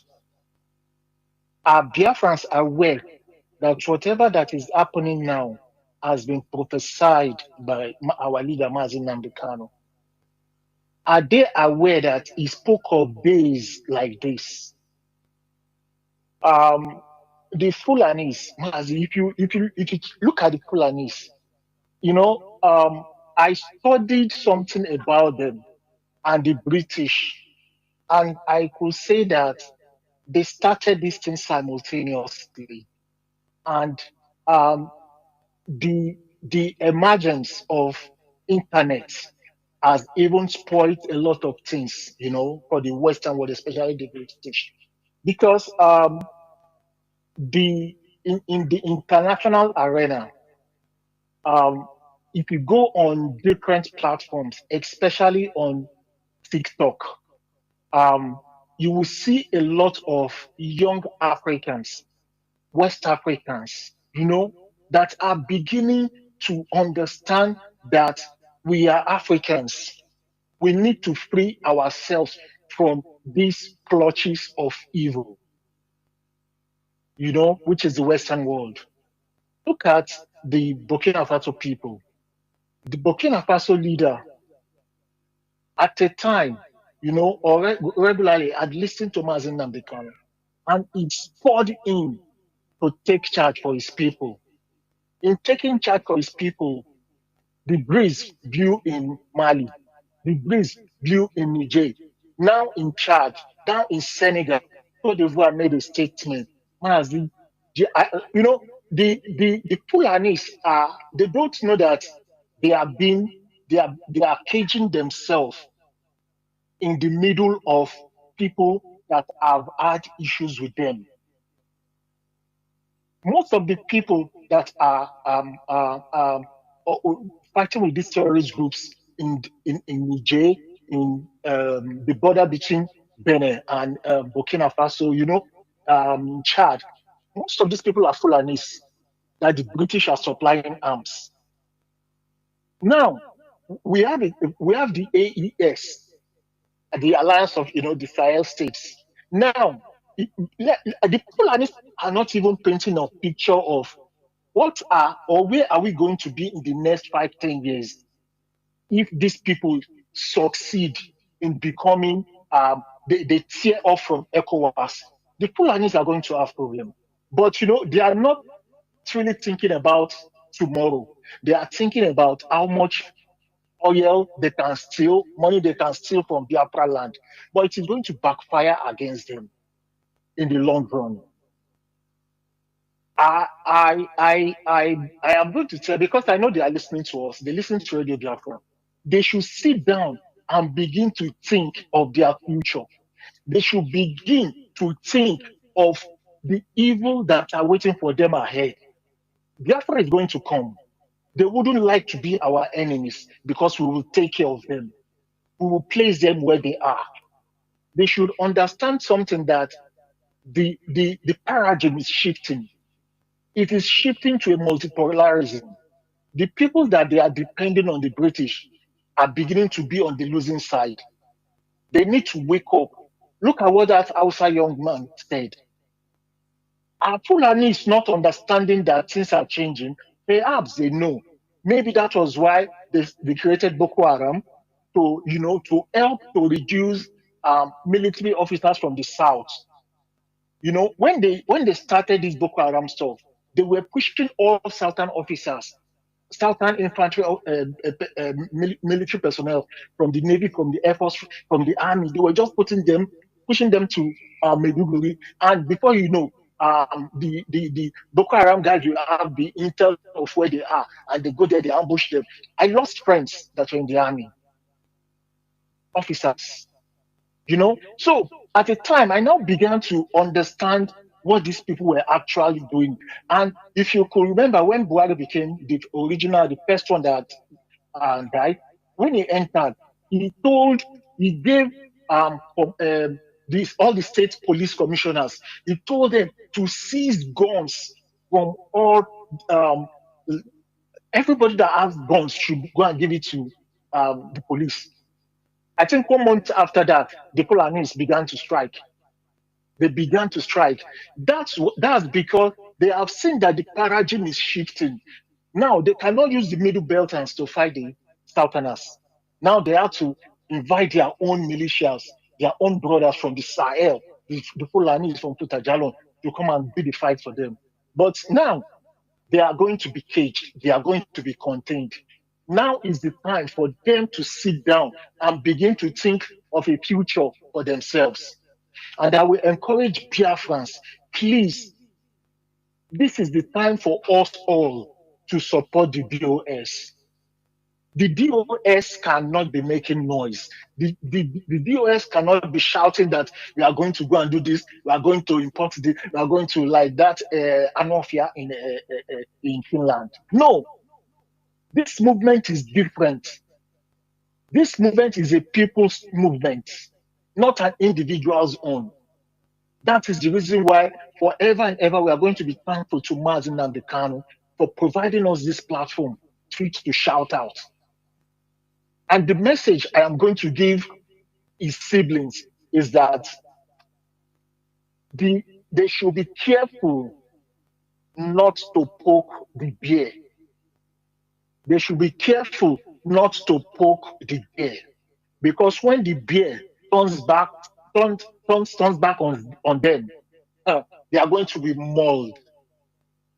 This struggle has seen men, women, children die.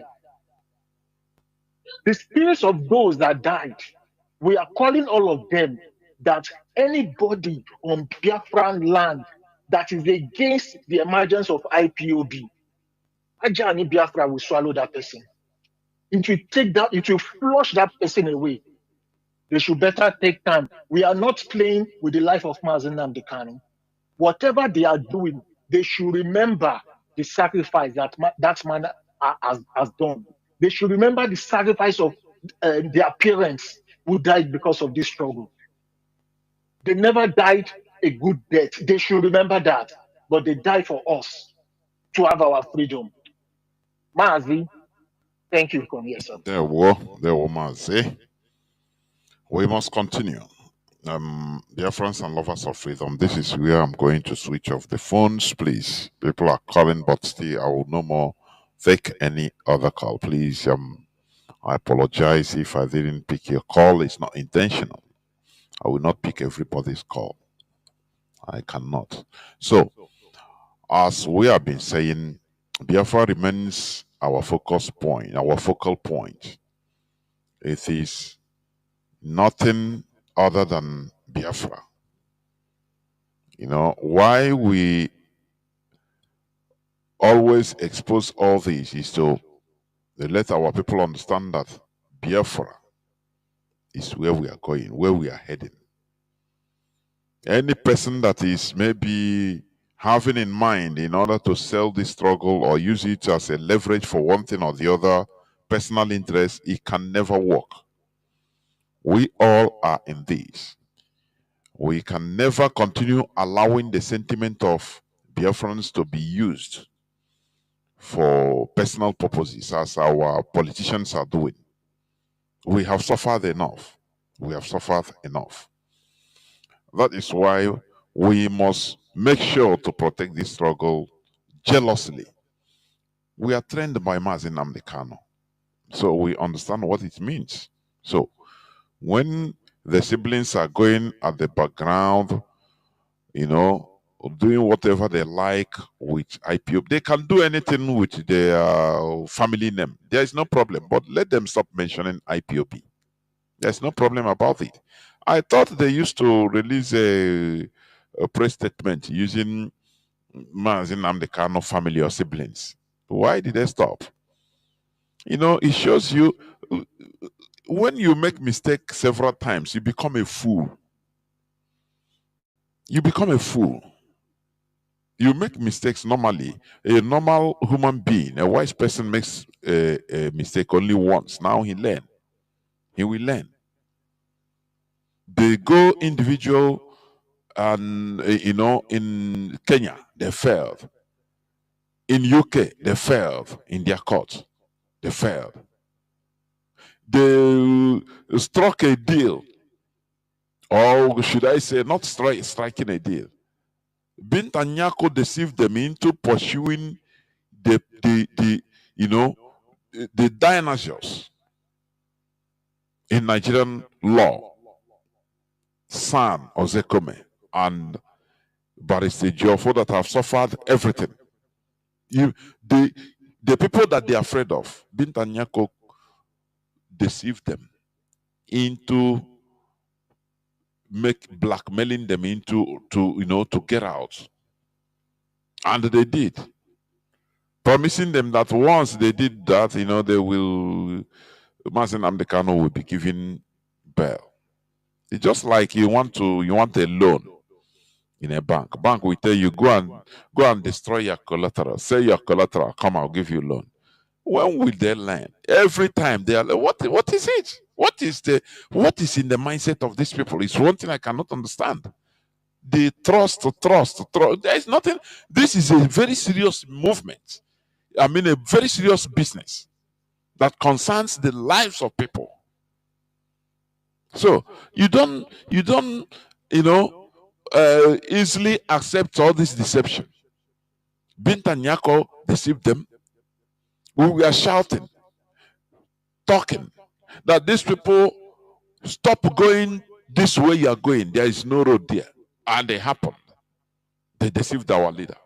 Our leader came to court believing them that, look, he will be going on bail. They will be granting him bail. Of which IPOB, right from the time we have received judgment of discharged and acquitted by appeal court. What else do they want? Let us stop there and continue campaigning, leveraging on that. They said no, they have to do it in their own way. Okay, they did it. What happened? The following 15th of December 2023, that they scheduled the court for the day they thought that they will grant the bail through the new lawyer, through the new attorney. They deceived Mazi Nnamdi Kanu. He came out on the court. He came into the court with full confidence, and that's why he kneeled down for this one. A whole litter of indigenous people of Biafra. Yagaya no nya naka ma ndi iro ya ganya ha na-emezi ya ka onye ha a leper.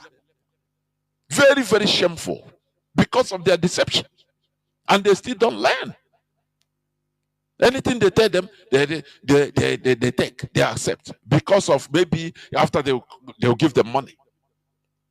This money. When are we going to cut the money? Let us build a system. That is what we are trying to do.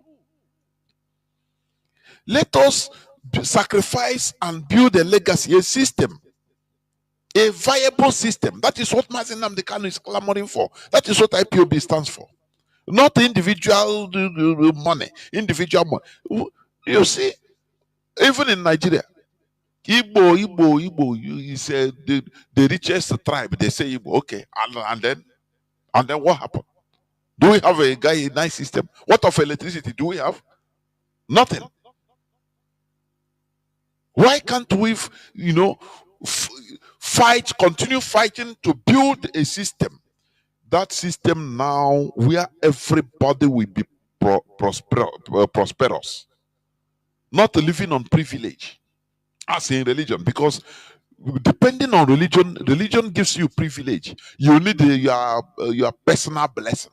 It's a privilege, not right. You'll be begging, praying. You are begging. I want anything. It's through begging, through prayer for you personally. No. We need a system that works for everybody. As you are listening to my voice, why you are in America is because the system works and you are doing well. America is not your country. Joe Biden is not from Igbo land. He's not from Ijo land. He's not from Yoruba land. But they created a system that is working for everybody. Anybody that enters there, the system covers you. That is the right. You have rights. That is what we are trying to do. Not a privilege where you will ask a religious person, what is the importance of the benefit of religion in our. He said, no, my person, he will convert everything to my personal experience. It's not what we are talking about. Ask an armed robber, a former armed robber that has made money, that maybe he built some institutions or or some houses today, that is no more an armed robber. Ask him. He say armed robber favored him. Something favoring you individually does not give it a standard that it is good, that it is the right thing. Because you can use armed robbery and also make money and change business, build houses and rent it out, and you relax. Not every armed robbery is being caught. So for that, you cannot measure it that, oh no, this is my armed robbery is good because it favors me. What we are talking is what the standard that favors everybody, a system. The same way, if you have a visa go to Germany, you'll be happy because you know that the system is there already waiting to accept you. If you abide by their rules, no privilege is a right. You will go there. As long as you get your paper, you have the right to. Your right is job. You get a job. It's your right, not a privilege. It's not something that favors you individual. It's a system created in order to favor everybody. Let us stop, seeking for individual interests. Something that favors me. Oh, religion, I pray to Jesus and he favors me. He gives me life. And others died because of bad road, but he gives you life. And because of that, you are now, pushing it that it is the right thing. You are taking it as a standard. Let us understand the issues, please. That is what Biafra restoration is all about. After all, there are many of us even that are doing well, even under Nigeria. Individually. But we know that as a people, it doesn't favor you just individual. You have to go and beg, you have to serve, you have to be, make a contact with the Alhaji, you have to send your container through Alhaji's name so that in order to hide your Igbo-ness, all these things, you still sell and make money. But is it a right? There is a privilege. We don't want privilege. We want right. A place whereby we will stay and feel at home. The same way as you are in Texas right now, you feel at home because the law protects you. You know, the whole thing you are doing is right. It's your right, not a privilege. You can proudly stand and quote your right, but in our land you cannot do it. You are passing through road and military checkpoints. They will stop you. If you don't, they can shoot and kill you. Because you have no right. These are all the things we are talking about in order to build a vibrant society. A system that works for all of us. Stop using your personal interests as a standard in order to push something or to prove that something is good because it favors me. You can be a thief that succeeded. Does it mean that stealing is good? No, but you succeeded with it. As I said, an armed robber, you can have people that name armed robbery, but for 10 years you favor him and he stopped. He built fortune with armed robbery. Does it mean that armed robbery is good? It's not that. We are looking to build a system that gives everybody rights, that covers everybody. That when you enter into that system, you are covered, not privileged. You have the right. That is what Biafra Restoration stands for. So for religious people, please stop using your standard. Whenever I used to hear this, and it used to give me a headache. What is the benefit of religion in our land? They would start telling you that it's personal. Once I experience it and it worked for me. We are not asking you what works for you. We are asking you what works for us as a people. For your information. So let us be wise. Thank you for listening. Biafra remains our religion. Biafra remains who we are. It is our ideology. And we must continue. And Mazi Nnamdi Kanu is our leader and must be released. It doesn't matter what his brothers and his siblings are doing. We must continue, and Biafra must surely come. Thank you for listening. From me, Mazi, Jonathan Chinedu, from here, it is simply good evening.